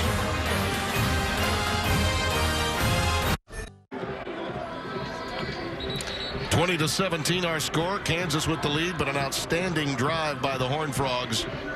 Outstanding play selection and execution, Brady. And it starts with a speed option. Juwan Story's going to come down and set a block on 57, Jake Love. Ja'Cory Shepard's in man-to-man coverage, so he's going to run with them. And it's too late before he can recognize that it's a speed option to his side, so he can't get to the pitch man in time.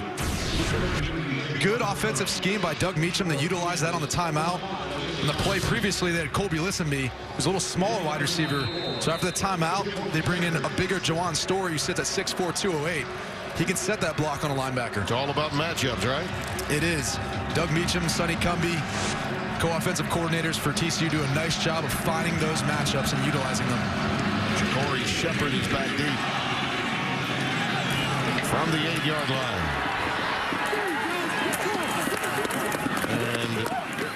And finally whistling down at the 27-yard line. Let's get a quick game break. Back to our studios in Los Angeles. Greg Wolf with this Lowe's Never Stop Improving game break.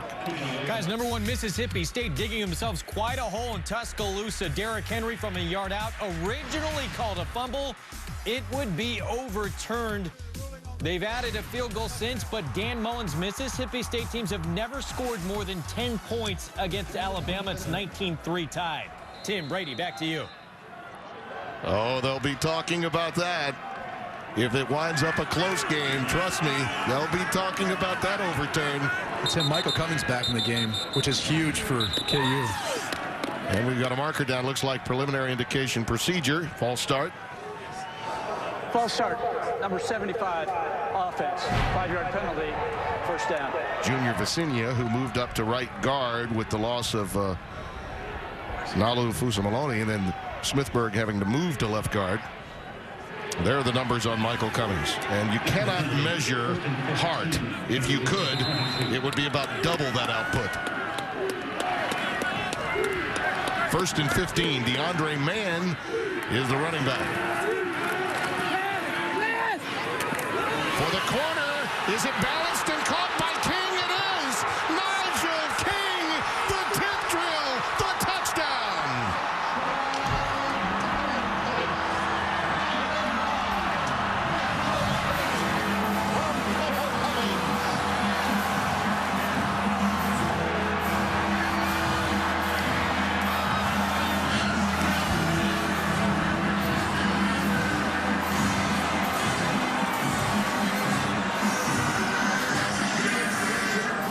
This is why you play the games. This is why you can get all the matrix, all the data, everything that you need, discuss it all you want. This is why you play the games. How could you not love college football? Oh, man. 78 yards. And that might just be the one on Fox Sports Live tonight on Fox Sports 1. Are they talking about looking at the sideline? They may be. They have to be. Yeah, they were so close to the sidelines. I'm sure they're looking, but it seems it's confirmed. Yes.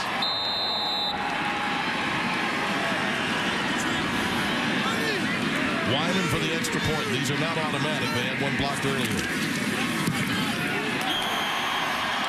The kick is good. If you believe in biorhythms, then this may be your day in the state of Kansas. Wow. Nigel King's going to release inside, then run somewhat of an out route. Michael Cummings tries to thread the needle, and it gets batted up. And this time, Nigel King comes down with it, and now you see his speed. Being able to break away from anyone even close. We were wondering how Michael Cummings' shoulder was going to be after taking a hit in the last touchdown he ran in. It seems to be effective enough. I do believe If this score holds up, this could be the one on Fox Sports 1, Fox Sports Live tonight. Chris Hackett just in the vicinity, but Nigel King with the ability to keep his eyes on the football. That's one of those things you teach and coach all the time for those wide receivers, is looking the ball all the way in, and he was able to maintain that to assure the catch, and then has the speed to break away for the touchdown. Maryland transfer by way of Oak Ridge Academy, Raleigh, North Carolina. What a moment for him. Here we come on the return. Tejada. The ball is loose. Kansas has it at the 45-yard line. Dexter McDonald is on top of it. Recovered by number 12.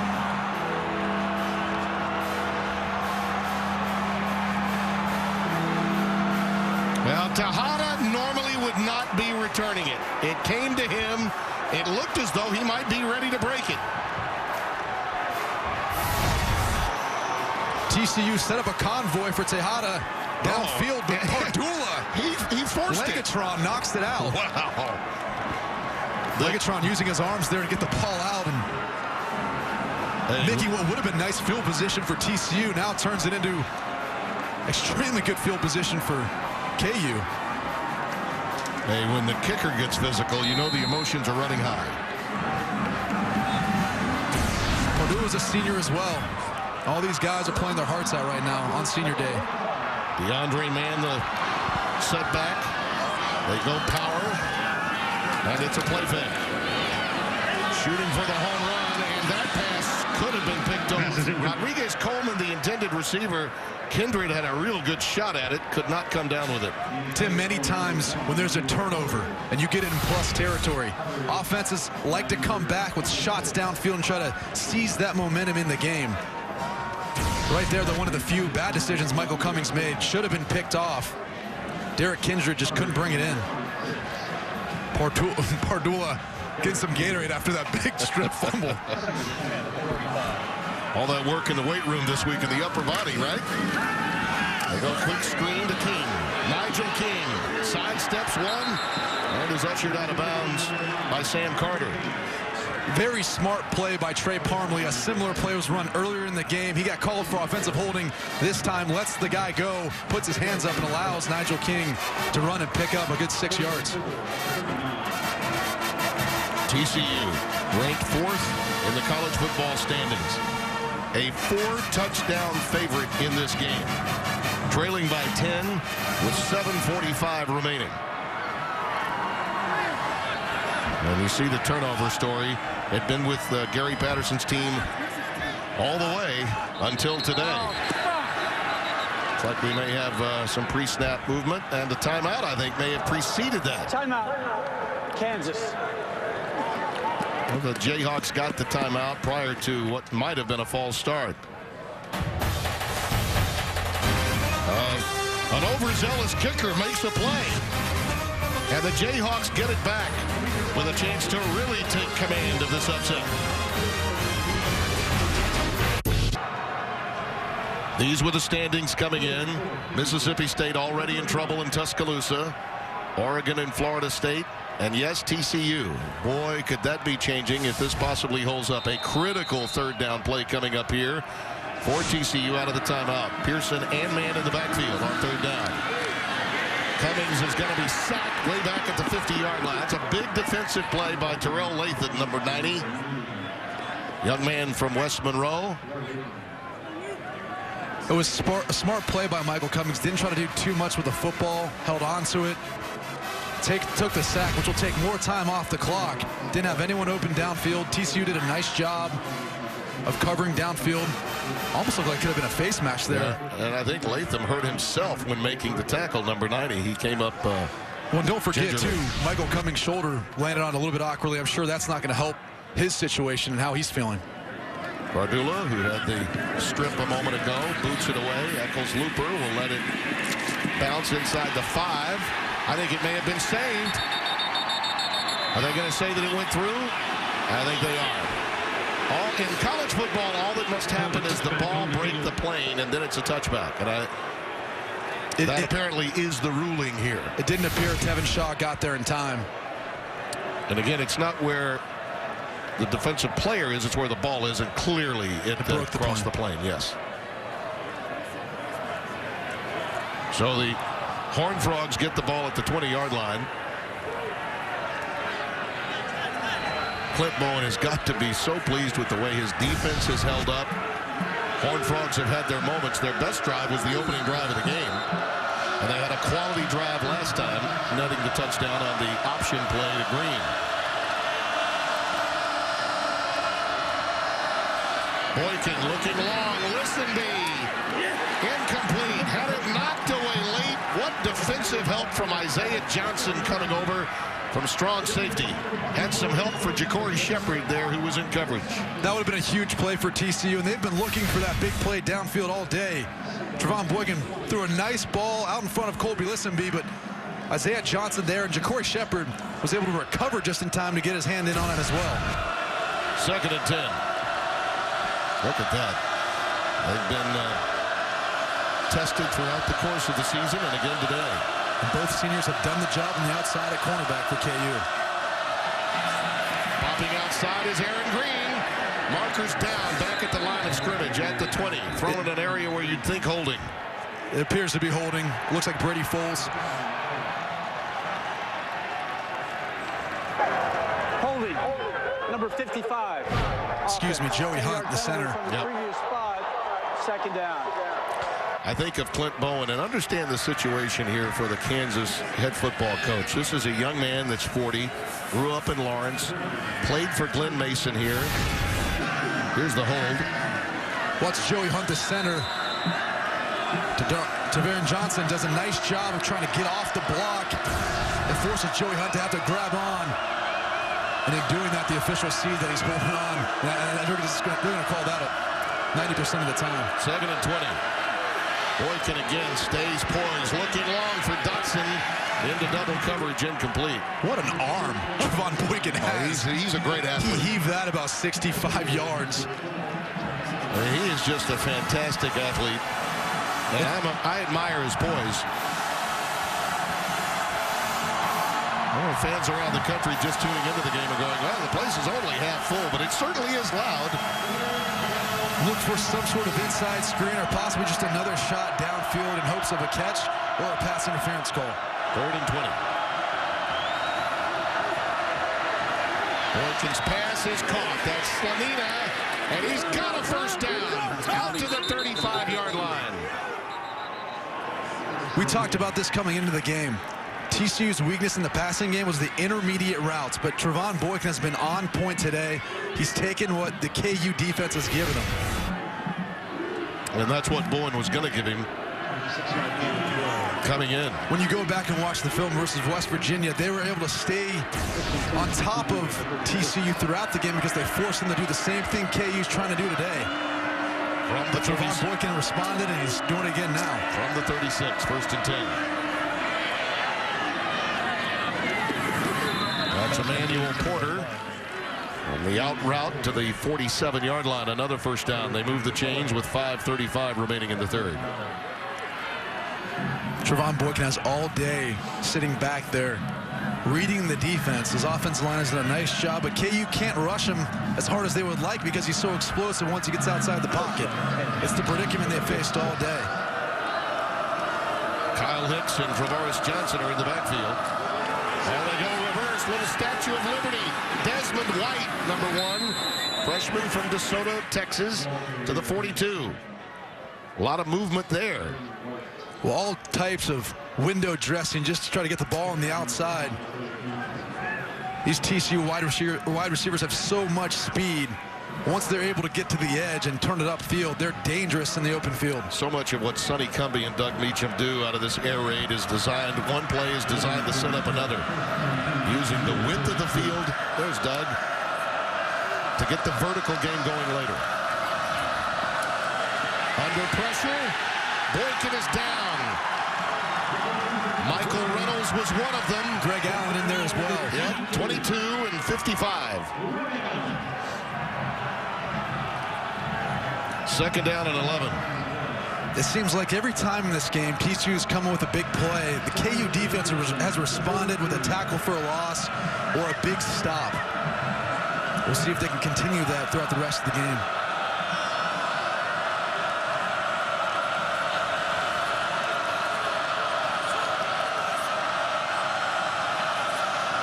That's a very active Kansas sidelines. Bowen calling the defensive signals, the head coach.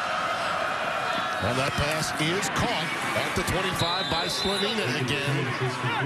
He has been the guy that they've gone to move the chains throughout the day. And KU has gone to softer zone coverage, trying to force Trevon Boykin and TCU to throw the ball in front of them and matriculate the ball down the field, and that's what Trevon has done this drive. Well, I don't know if I've heard matriculate since Hank Stram in Super Bowl IV. I like that, Brady. You pulled matriculate out. Beautiful. It's that Notre Dame education. First and 10. Now tell me if they're going left or right like Hank did. They go left, and it's Aaron Green. Touchdown. 24 yards.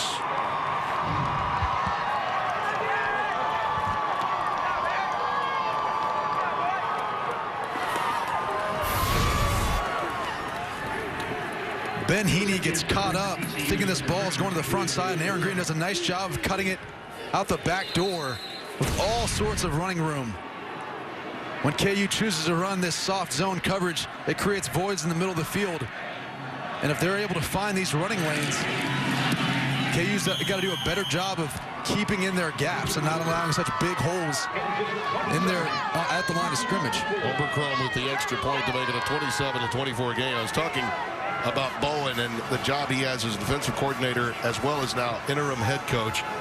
He's calling signals, understanding that he's outmanned. Now, there's no denying that Kansas is outmanned. They're not as fast. They're not as deep. So there's an element of risk in almost every defensive call Clint Bowen makes. Well, he talked about it before the game. He had to choose whether he wanted to stop the run or stop the deep pass. He's done both so far, but in that case, Green was able just to find a way of getting out through a hole for a big play. He's averaging 5 yards a carry right now, which isn't too shabby, but TCU has done much better in the past. Yeah, there he is. And I was talking earlier about his having been here before. Grew up watching Mike Gottfried's teams in the 80s and then played for Glenn Mason in the 90s and was with Mangino when they last went to an Orange Bowl and won it. They've just not sustained success over time here, and he believes he has the mixture, but it's a long-term package. They're coaching with the idea that they're going to be here a long, long time. Ja'Cory Shepard with the return. If he can get that, well, there goes a flag at the 22-yard line. I think we've got a block in the back. But for a moment there, Shepard looked like he had a lot of green in front of him. We'll check the marker. It should be against Kansas.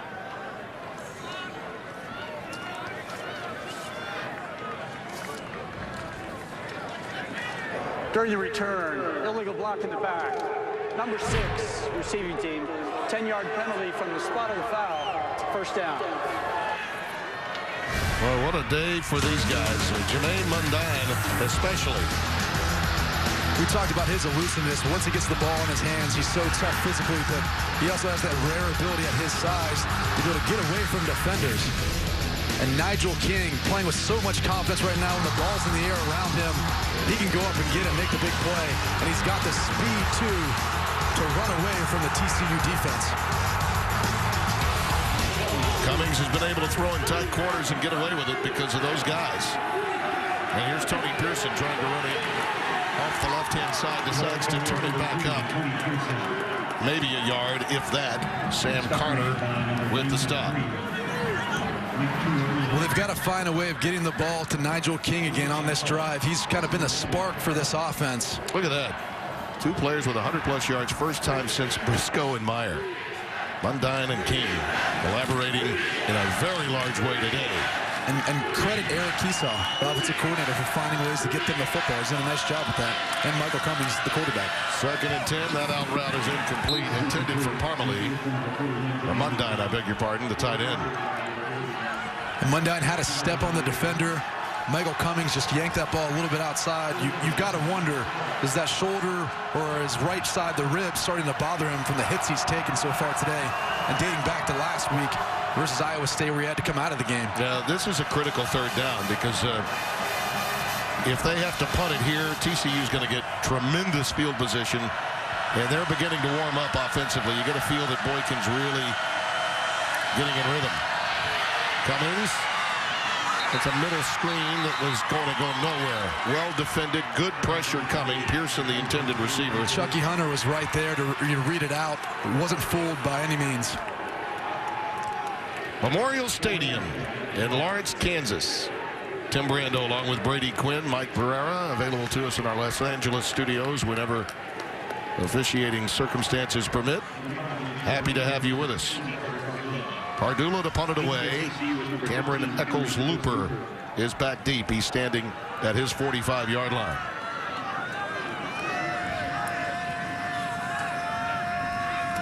This will be a huge series for the Kansas defense, and they're helped by this boot.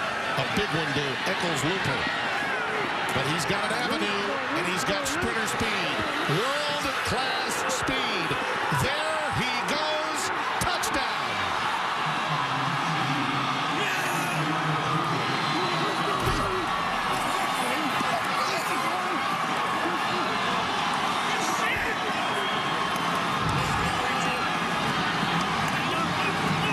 Sometimes the problem with having such a big leg like Pardula does when you're punting the football is you outkick your coverage. In this case, it allows for the TCU blocking downfield to set up their return. And Cameron Eccles-Looper, you talked about it, on the 4x100 meter track team has got all sorts of speed, and he does the rest. His proud papa is the former running backs coach at Auburn, now with the TCU staff. And here's Oberkrom for the extra point to give the Horned Frogs a 4-point lead. What a momentum shift in this game. Breath in of the fresh, past of 6 minutes. And a huge breath of fresh air in and around Fort Worth. What's that old story? You can't teach speed. If you got it, flaunt it. And that's what this Horned Frogs team has. Listen, B and Eccles-Looper have been more effective necessarily than Jordan Moore this year, but that's part of what Doug Meacham, Sonny Cumbie looked for in this spread offense is speed on the outside. Because like you talked about before, they want to spread the field horizontally and allow that speed to then stretch the field vertically. And it's why some teams like TCU, like Oregon, I'll even throw Auburn in there even though they've dropped a couple of games. That's how they beat you, with angles and matchups and speed. And credit that man, and this is one of the reasons I believe in the BCS and college football playoff era, this is the most successful program. How many defensive-minded coaches would do an about-face like Gary Patterson? This club has improved more nationally on offense than any other team in America. Plus 205 yards per game, plus 22 points per game. That's a record pace for the largest improvement since Gary Barnett was coaching Northwestern from '99 to 2000. Well, and really, you talk about the modern era. I'm just going to talk about in a year's time, going from 4-8 to then making the change now, being this successful this season. I mean, obviously he realized there was something wrong and he needed to make a change, and you see how impressive those stats are in the change to with Doug Meacham and Sonny Cumbie, the offensive coordinators here at TCU. And this is a team that used to have to play the role of fly in the ointment. Now they're one of the big boys and leading the big boys in the Big 12. Ja'Cory Shepherd just won't go down, stays with it past the 25-yard line. A very important game here and a lot more important action coming up. A Big 12 showdown. The Texas Longhorns in Stillwater to take on Oklahoma State. An improving Longhorns team. We saw them against Texas Tech. Tonight it's at 7:30 Eastern on Fox and streaming live on Fox Sports Go. Our colleagues and friends Joe Davis, Joey Harrington, Chris Button will bring that one to you. And TCU will have to face them eventually this season at Texas. So that's not going to be an easy task. Texas continues to get better and better as the season's gone on. Tyrone Swoops is progressing at that quarterback position. Their running attack is tough to stop with Malcolm Brown and Jonathan Gray. We noticed the difference in those long drives early, and the drives haven't lasted as long lately. That pass, the cross to Hartwell, is good for about 5, maybe 6 yards, and second and manageable coming up. Derek Kindred, number 26, with the tackle. And I'm happy to see KU now throwing the football on first down. Again, we talked about it. They kept getting into that run-pass mode. And that's tough as a quarterback to find a rhythm, especially in cold weather. When you're coming in and out, being on the bench, getting cold, and trying to keep that arm warm and in rhythm.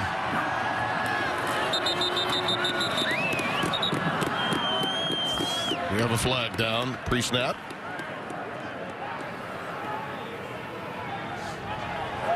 False start, number 78, offense. 5-yard penalty, second down. That's Larry Mazik. And if there's been a couple downfalls to how KU has played so far, it's the fact they have 6 penalties now for 40 yards. And they've gotten 2 turnovers, but the issue is the offense hasn't gotten any points off those 2 turnovers that the defense has gotten them. 24 defense and special teams. 24 and a half minutes of this game they led. Now they find themselves behind, and it's 2nd and 10. Under 2 minutes remaining in the third quarter. DeAndre Mann is checked in at running back. Cummings has pressure up the middle. Throws for Mundine, and he's got it. About a yard shy of a first down. Jermaine Mundine, it seemingly is always available. And he's always around the markers. He's usually getting a first down. That one looked like they gave him a little bit of a bad spot. But in 3rd and 1, you've got to believe they're going to be able to run this football for the first down. And they're keeping their tight ends out there with Mundine and bringing in Ben Johnson as well. He's primarily a blocking tight end. This is huge. They need to control the football. You don't want to get 2 scores behind this TCU offense.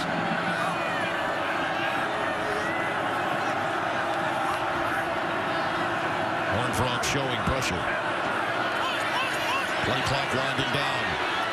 Oh, and it goes over his head. And now they'll be forced to punt.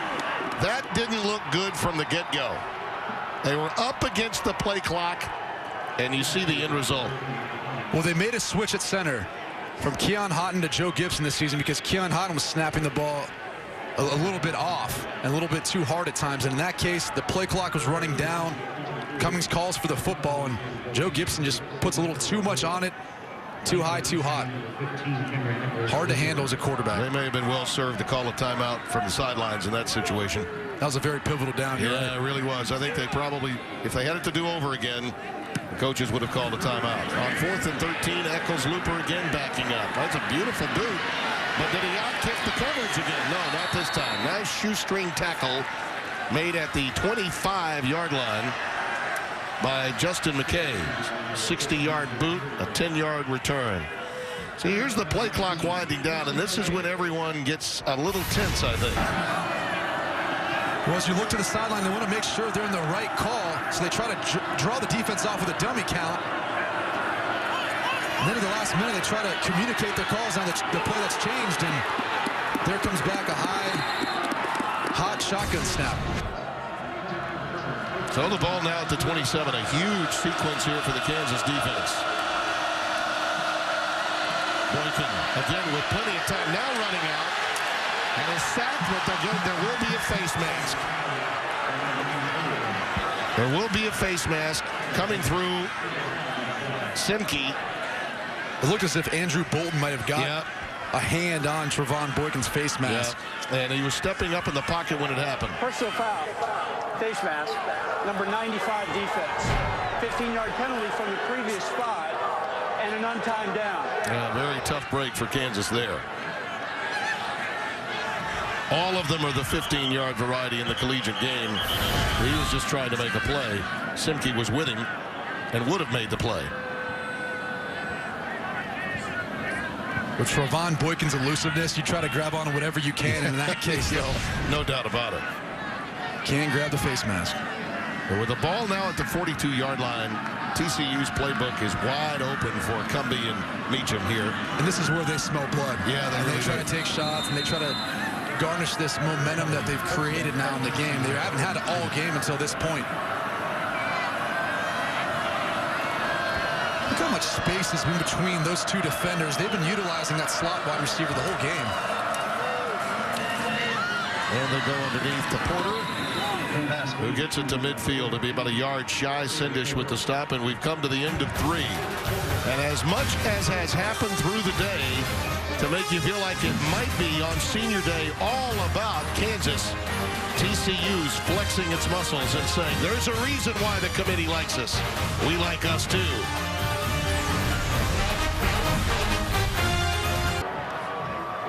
For 2.5 quarters, the Jayhawks were rocking the chalk. Right now, they find themselves down by 4 in a critical series right here for their defense. What do you suspect that Clint Bowen may do? What adjustments may he make? Well, he's got to start playing tighter coverage on the outside. They've been playing a softer zone coverage throughout the game, not trying to get beat deep, and they've done a good job of it, but they had the lead.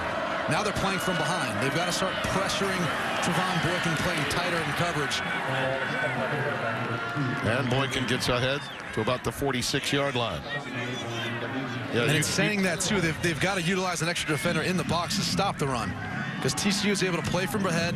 From ahead, they're able to run the football, not only with Boykin, but Aaron Green. So they've got to do a better job of playing more man coverage on the outside and trying to get some stops. Only a gain of 1, so it's 2nd and 9.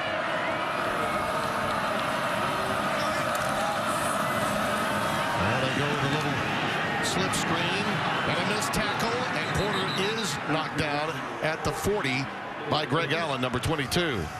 You have to wrap up these receivers when you've got that first shot. Well, Cassius Sendish is coming all the way from the deep middle of the field to try to make the tackle. And again, it's tough to tackle these TCU wide receivers in space. They're extremely fast, athletic, and shifty. 3rd down and 2. They go power. Green. Oh, he busted the gap. And he's down inside the 10. Saving tackle by Dexter McDonald. A great block by number 43, Cliff Murphy, on that play to open up the hole for Aaron Green. Watch as he comes and lays a block on Courtney Arnick. And then Green takes it the rest of the way with a nice vision to cut back for the big game. Green again. Not much this time. Well, they came back with the same play, and KU saw it once before. They weren't going to let it happen again. So the ball now at the 4, and this is a must-stop, really, for the Jayhawks in so many respects. Cannot afford to be 2 scores behind, hoping to hold them to 3. It was the Eccles Looper return, 69-yard punt return of a 57-yard boot that really changed the momentum of this game. And there's Green and Buck Jones as well. Another blocking tight end with Cliff Murray. They like to run out these formations and run that power running game. Play fake. Boykin. And outside the tackle box, he just lets it go. Live to fight another day. Well, Cliff Murphy and Buck Jones, the 2 tight ends for TCU, combined for 2 catches all season. So running play action passes to them hasn't worked, and it didn't work there. A nice job by number 55, Mike Reynolds, for the KU defense, being able to pressure Boykin in the end and forcing him to throw it away. Well, this is as big a defensive call as Clint Bowen has had as head coach at Kansas. 3rd and goal. And there's going to be some one-on-one matchups outside. They're going to have to utilize and look at the size advantage down in the bottom of the stream of Jawan Story.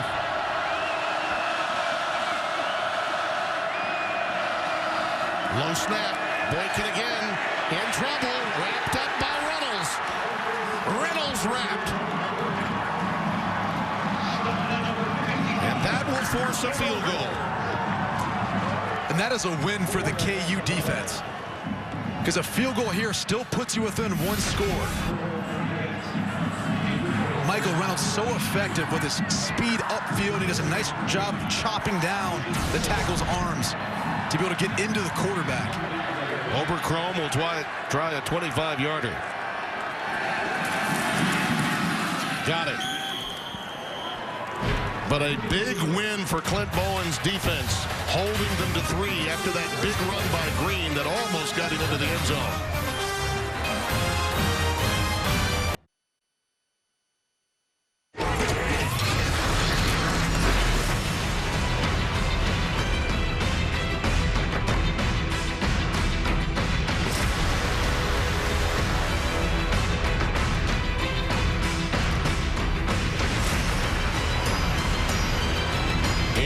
Football game in Lawrence, Kansas this afternoon.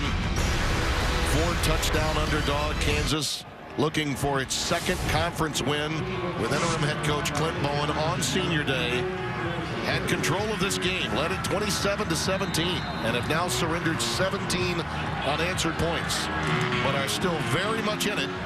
Ja'Cory Shepherd is awaiting the kick after the Jayhawks defense stiffened and forced a field goal for TCU. Shepherd will think better of it, and we'll have a touchback. So now the onus shifts to Cummings. As we look at the game summary here, we've seen really this tough offensive football team get the job done with Cummings at quarterback. But now they've surrendered 17 unanswered. What must they do offensively here? Well, they've got to be more aggressive than they have. And it starts with the 4 players we talked about earlier in the broadcast. Jermaine Mundine, Tony Pearson, Nigel King, Nick Harwell. Those are the 4 guys Eric Kiesau, the offensive coordinator, says he likes to get the ball to. They've got to show up big in this drive. Mundine has been unstoppable in this game. And DeAndre Manbour is ahead of about 2 yards, 2nd and 8. Marcus Mallett, 54, making the stop. This is a TCU defense that has always been tough and very physical. And this afternoon's been no different.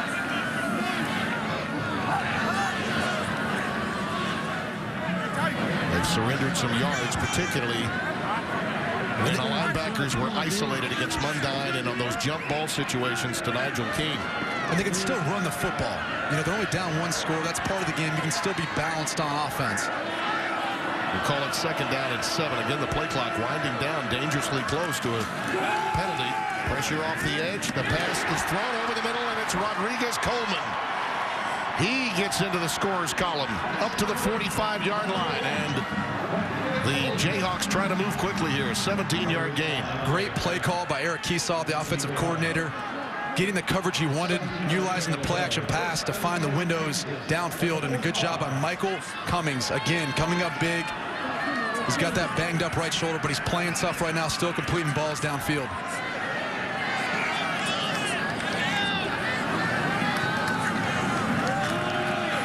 Pearson, nothing much. They try the interior of that TCU forward wall. There's not a lot there. Mallett again leading the charge. 2nd and 10.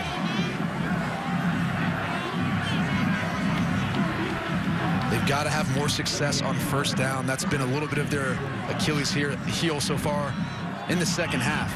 He's putting himself in 2nd and long and trying to play catch up from there. Maybe time to look for Nigel King. He's at the bottom of your screen. Instead, they go Mundine, and he's tripped up right away.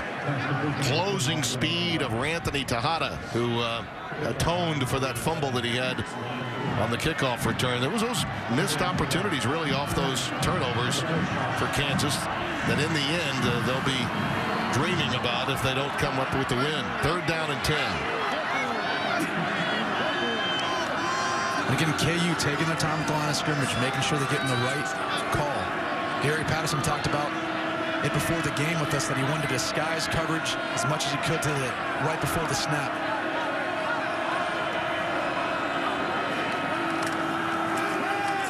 Cummings rolls out, finds his man Nigel King. Thrown out at midfield. They get about half of it. It's 4th down, and the game really is in the balance right now. But with good field position, one would think a defensive-minded coach will play field position, and that's exactly what they're going to do. And Trevor Pardula's done a nice job of kicking balls inside the 20-yard line this year. He's got a big leg. He's one of the most talented players on their team at the punting position. Up for the Ray Guy Award as a finalist.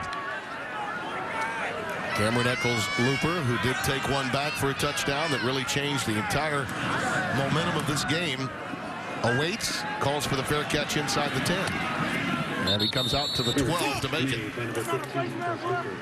The Horned Frogs in control, but only by a smidge here on Senior Day. Can they hold on and preserve their ranking that means so very much?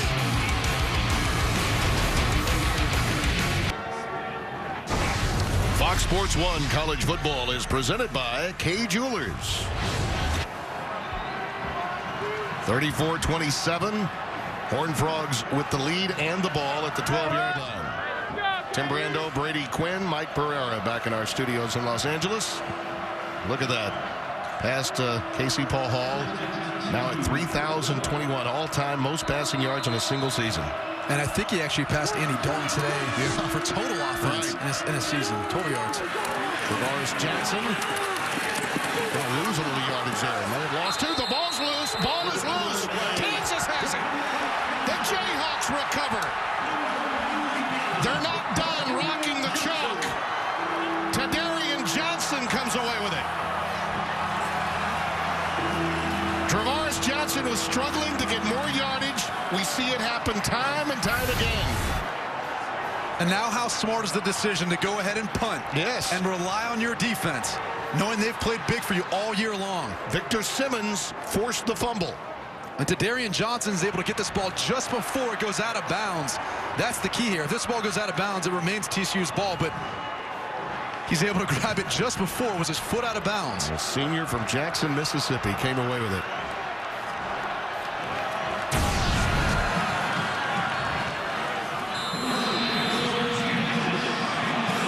Ball at the 10 with Corey Avery in the backfield.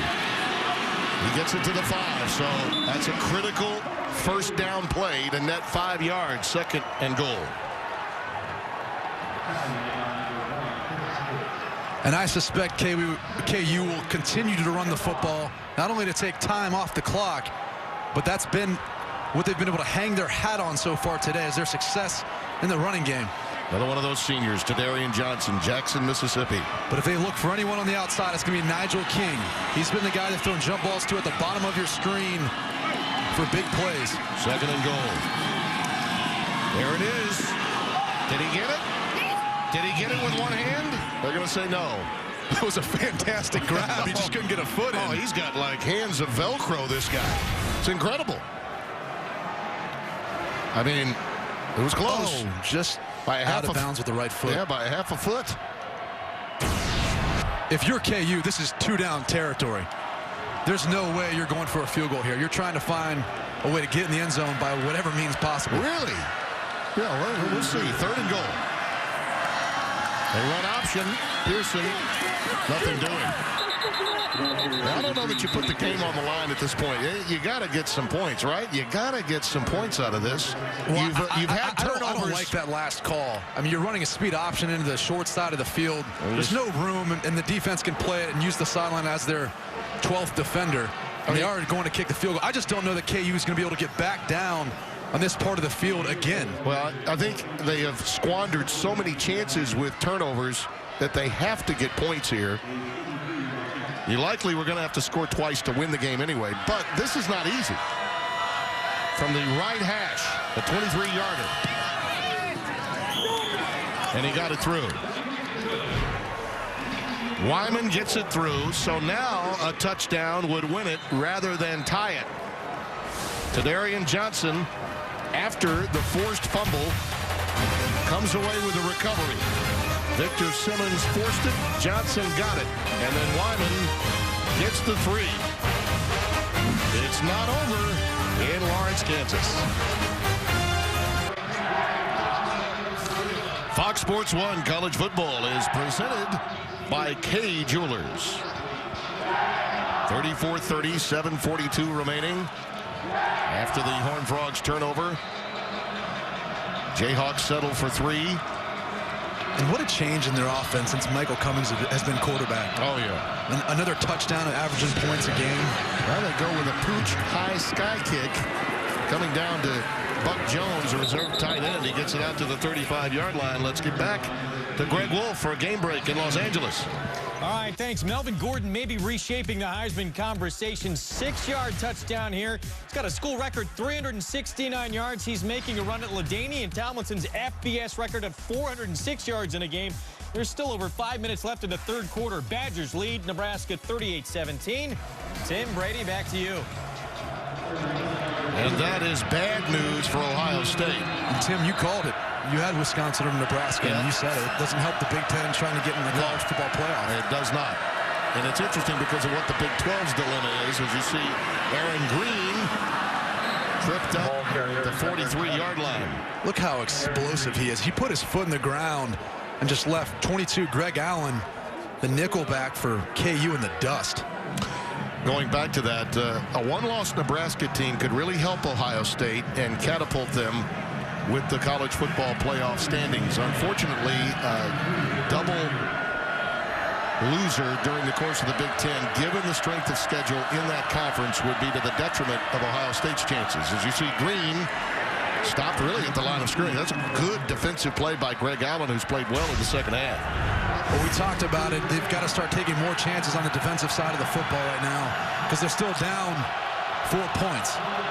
So they need to figure out a way of getting the football back and going down and getting a touchdown. 3rd down and 2. You're going to see tight man coverage on the outside. Key here is the secondary covering down and getting a defensive stop in the run game. Listenby is at the bottom of your screen, the wide receiver. And they go right up the middle again. Green has been so effective running between the tackle boxes. Cassius Sindish leads the charge for Kansas.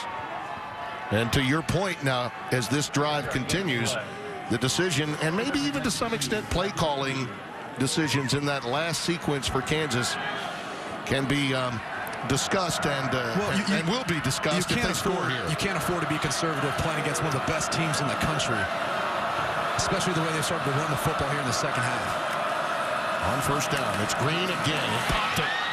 And he's been very close to popping it for touchdowns this entire quarter. That's Jake Love with the saving tackle. Has been effective of running the ball right up the middle. Cliff Murphy, their tight end, used as a fullback there, has been part of the key of creating holes for Aaron Green all day. He had 18 carries for 171 yards and a touchdown last week versus Kansas State, and he continues that today. 16 carries, 119 yards, and 2 touchdowns. A much-deserved break for Aaron Green. Kyle Hicks has replaced him.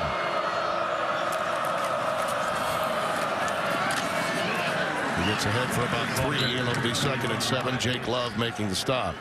And Tim, we saw TCU earlier this season. They were playing at such a fast pace. Trevon Boykin told us he didn't even know what down and distance it was sometimes. They played so fast. Now they've slowed some things down. We talked about it after the Baylor loss. They've started to control the clock a little bit more and try to control the game with running the football a little bit, making sure they're in the right play calls and not pushing it too fast. They'll throw it this time. Under pressure, gets away from it again, does Boykin. Reynolds started it, now he throws it away. Are they going to rule that he was not inside the tackle box? I don't know if he ever actually broke the tackle box. I don't think he did. No, there it is. Yeah, see, they had to throw it. Reynolds forced the action, then Tadarian Johnson came in, and he unloaded. And Ben Goodman was there, too. Penalty includes loss of down as part of the foul. 3rd down. I'm a little surprised that Gary Patterson didn't go to Aaron Green and just keep it on the ground here. He's got 119 yards. Why wouldn't you? I mean, again, that falls on Doug Meacham and Sonny Cumbie. Yep.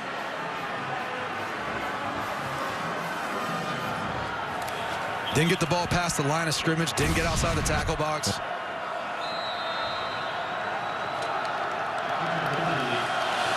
3rd and 25. Well, this is just the down and distance the doctor ordered for the Jayhawks. If they want to get the ball back, Boykin flushed again by Reynolds. Look out. He does manage the 40-yard line. Ben Heaney comes over to make yet another play. The senior from Hutchinson, Kansas. He's been all over the place. Says he's been after Coach Bowen to let him run one inside the red zone. Maybe if he gets there one more time, he'll get that chance before the day is out. You know, something we don't talk about is the TCU special teams, and Ethan Perry, their punter, has been so effective at putting balls inside the 20-yard line. He's 6th best in the country. He's got 21 of them so far this year. Isaiah Johnson is back deep. Fair catch is called for at the 11. A little bit of a juggle. Kansas will have the ball. 4:09 remaining. Could it be that we are on the precipice of the greatest upset of the 2014 season to date?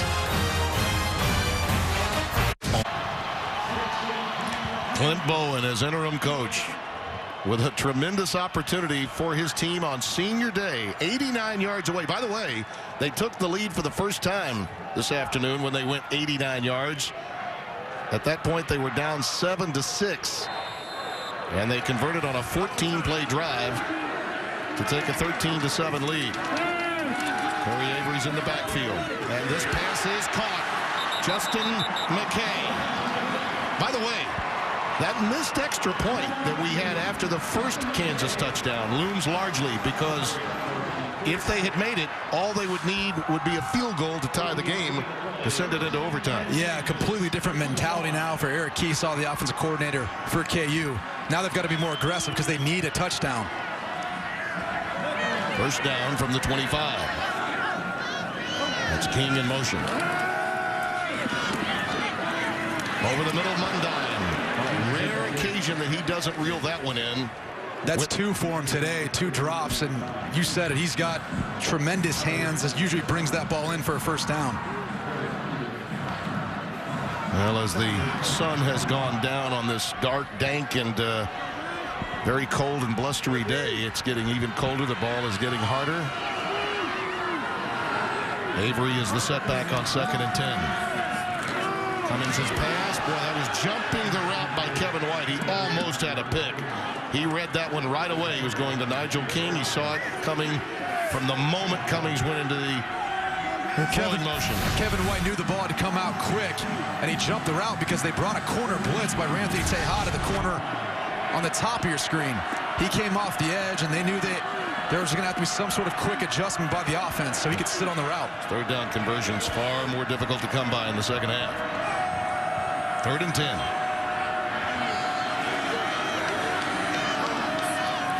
Huge play here for Cummings. Oh, he had Mundine, and he overthrows it, and it's picked off. Intercepted by Hackett. Chris Hackett will take it out. That one just was airmailed by Cummings.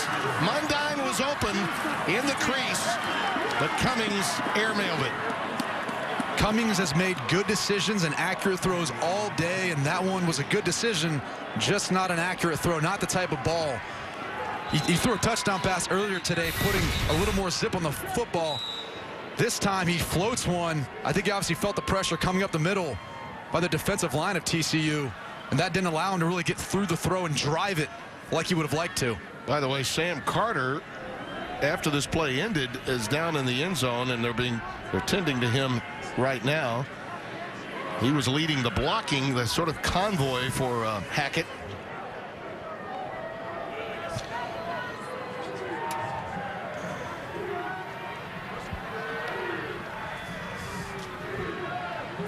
There's the return. Chris Hackett and Sam Carter, both 2 of the most opportunistic guys in all of college football. They combined for 21 interceptions between the 2 of them. That's the most by any duo in the last 3 seasons of college football. When you look over the course of the Big 12, over the last 3 seasons since 2012, it's Sam Carter, Chris Hackett, Justin Verrett, who was a first-round draft pick of this year to San Diego Chargers. Those are the top 3 in interceptions. Verrett is some talent, and that's really who they had in mind to replace Jason Verrett. And Carter, I think he just pulled a hamstring while he was trying to block on that return by Hackett. What is that old saying? On a cold, brisk day, those without much body fat are going to get awfully cold. It pays to have a little excess in the midriff on a day like today. So, Tim, how are you feeling today? Are you warm or cold? Because I'm pretty cold right now. I've dropped some weight, but, yeah, I've got a little, as they say, help in the midsection to get me through. Well, that's why you see those big offensive, defensive linemen. They don't need to wear sleeves. That's right, yep. Got enough insulation. Well, Gary Patterson's team now, it's still not done. They need to put this one away. And they need a touchdown. Yeah. A field goal here still puts, again, KU in striking distance. Kansas can stop the clock a couple of times. In their power running formation. It's Green again. Well, what a big second half he's had. You know, again, the number of carries he has, and then you see the top end speed of Catalan is gone. He's more than made up for that statement that I made at the end of the first half in the second, and a timeout taken by TCU. They'll have one left after that 6-yard gain. And let's give 7-yard some gain. credit to Cliff Murphy, number 43. He continues to be the lead blocker for Aaron Green, creating the holes. And when there's not one there, he's the guy pushing through and making something happen. Again, he's like one of those guys that's not going to show up in your stat line, but he's been paving the way for Aaron Green and opening up a lot of these holes in the run game. That's been so effective in the second half. And that's what the really great spread teams can do. Oregon's got it. You know, the freshman running back Freeman has done so well that they've been able to move guys from running back to wide receiver for Mark Helfrich's team. Same is true here. Mixing and matching interchangeable parts. They have plenty of them. It's true with the Ducks, and it's true here with TCU. And I think you're going to have that if you want to win a national championship. Because these fast-paced, high-powered air raid offenses haven't won one yet. So they've got to be able to be versatile enough to do this too. Well, they've certainly run power in these sequences. As you mentioned, Murphy's really helped. This time, Green is stopped a couple of yards shy of a first down. Keon Stowers making the tackle. I'll tell you another play that will be discussed in the aftermath of this game. It'll be the interception by Shepard that wasn't because of 12 men on the field. Kansas takes its final timeout now with 3:12 remaining. But that was a good call.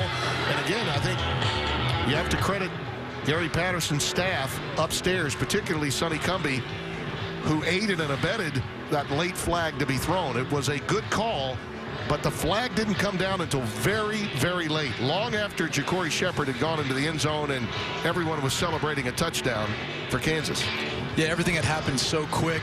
TCU rushed to the line to run a play, and KU was trying to run another defender out on the field to make a substitution. He ended up running back off the field, but not in time before the ball was snapped. They caught him with 12 men on the field, and again, another big momentum and changing point in the game. Ja'Cory Shepard has done the job on the outside along with Dexter McDonald. They've really been two of the keys for the KU defense staying in this game, locking up coverage downfield, doing a nice job of defending the deep ball, which TCU is so effective at, and Trevon Boykin's so accurate in throwing. 3rd and 3.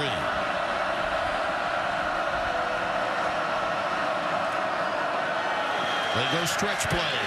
Green trying to get to the edge. I don't think he got there. And he does stay in bounds. What a lot of effort there by Michael Reynolds. On both sides of the football. Aaron Green trying to get to the edge. Michael Reynolds trying to set the edge. And Ben Heaney, as always, running down the football. Well, it's going to be 4th down. Patterson's clearly going to want a measurement, I suspect. But that ball's about a yard shy. And they do have time to lobby because Isaiah Johnson's down on the field. He's hurt. I don't think the last lunge was enough to get the first down.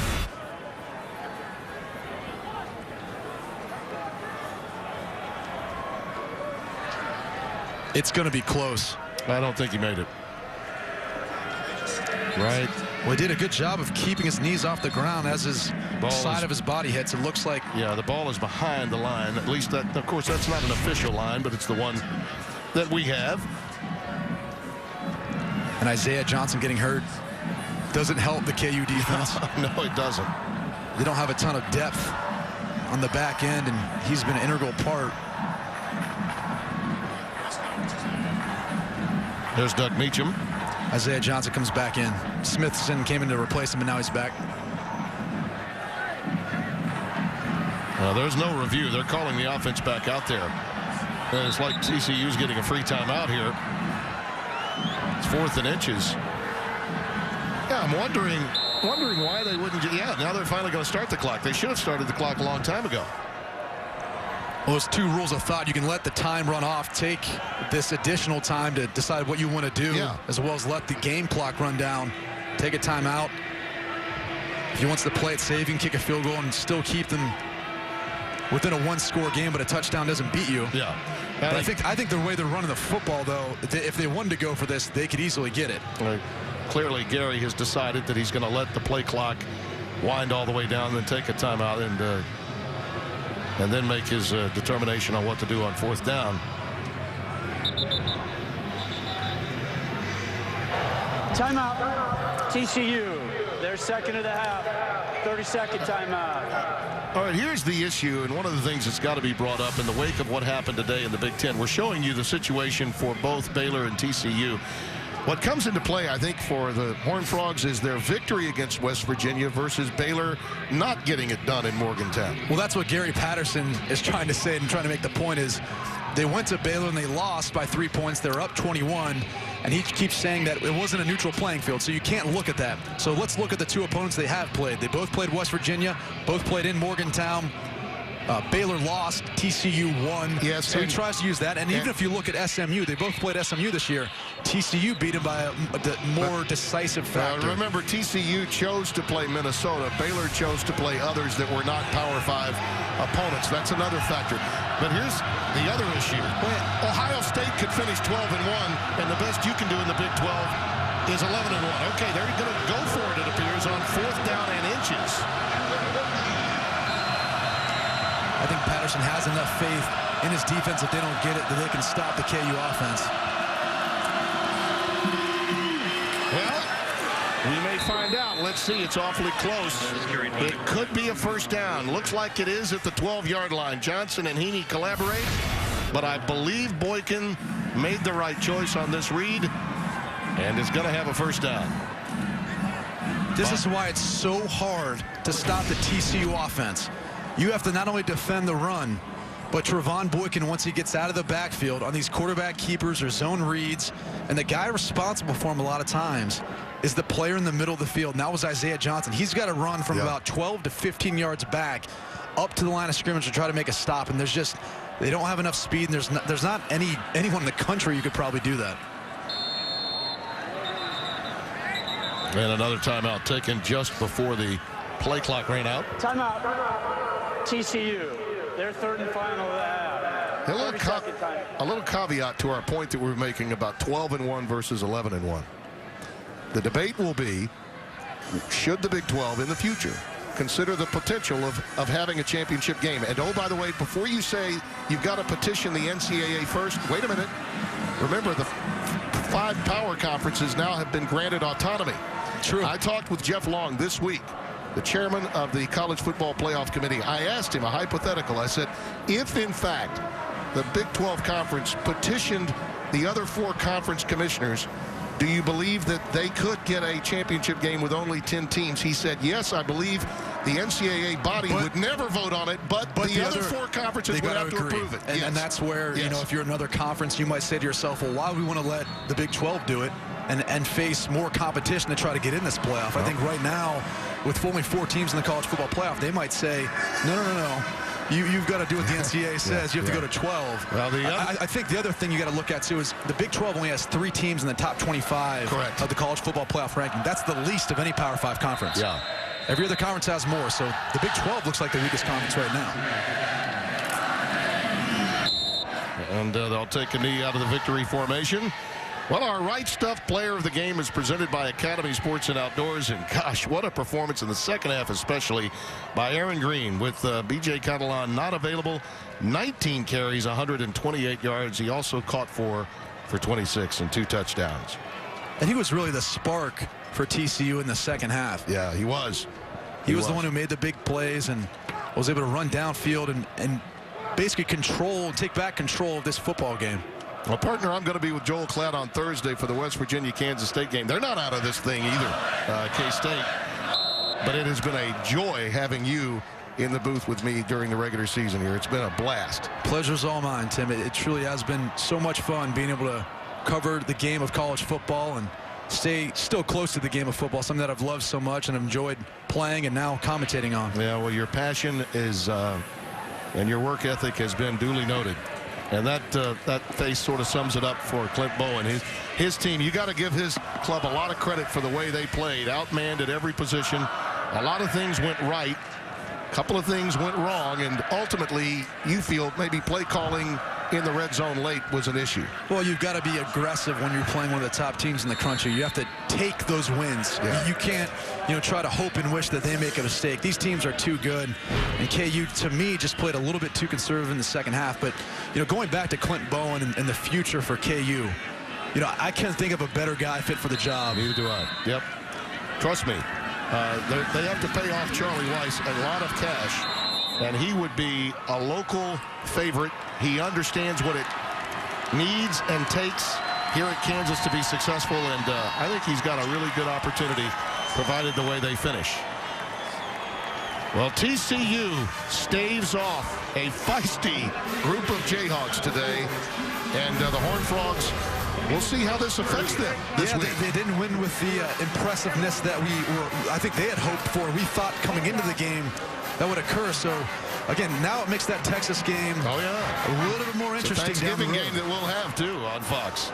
Well, for Brady Quinn and our entire Fox Sports crew, this is Tim Brando. Our final score from Lawrence, 34-30. Coming up, we'll get you to Rob Stone in Los Angeles for more college football.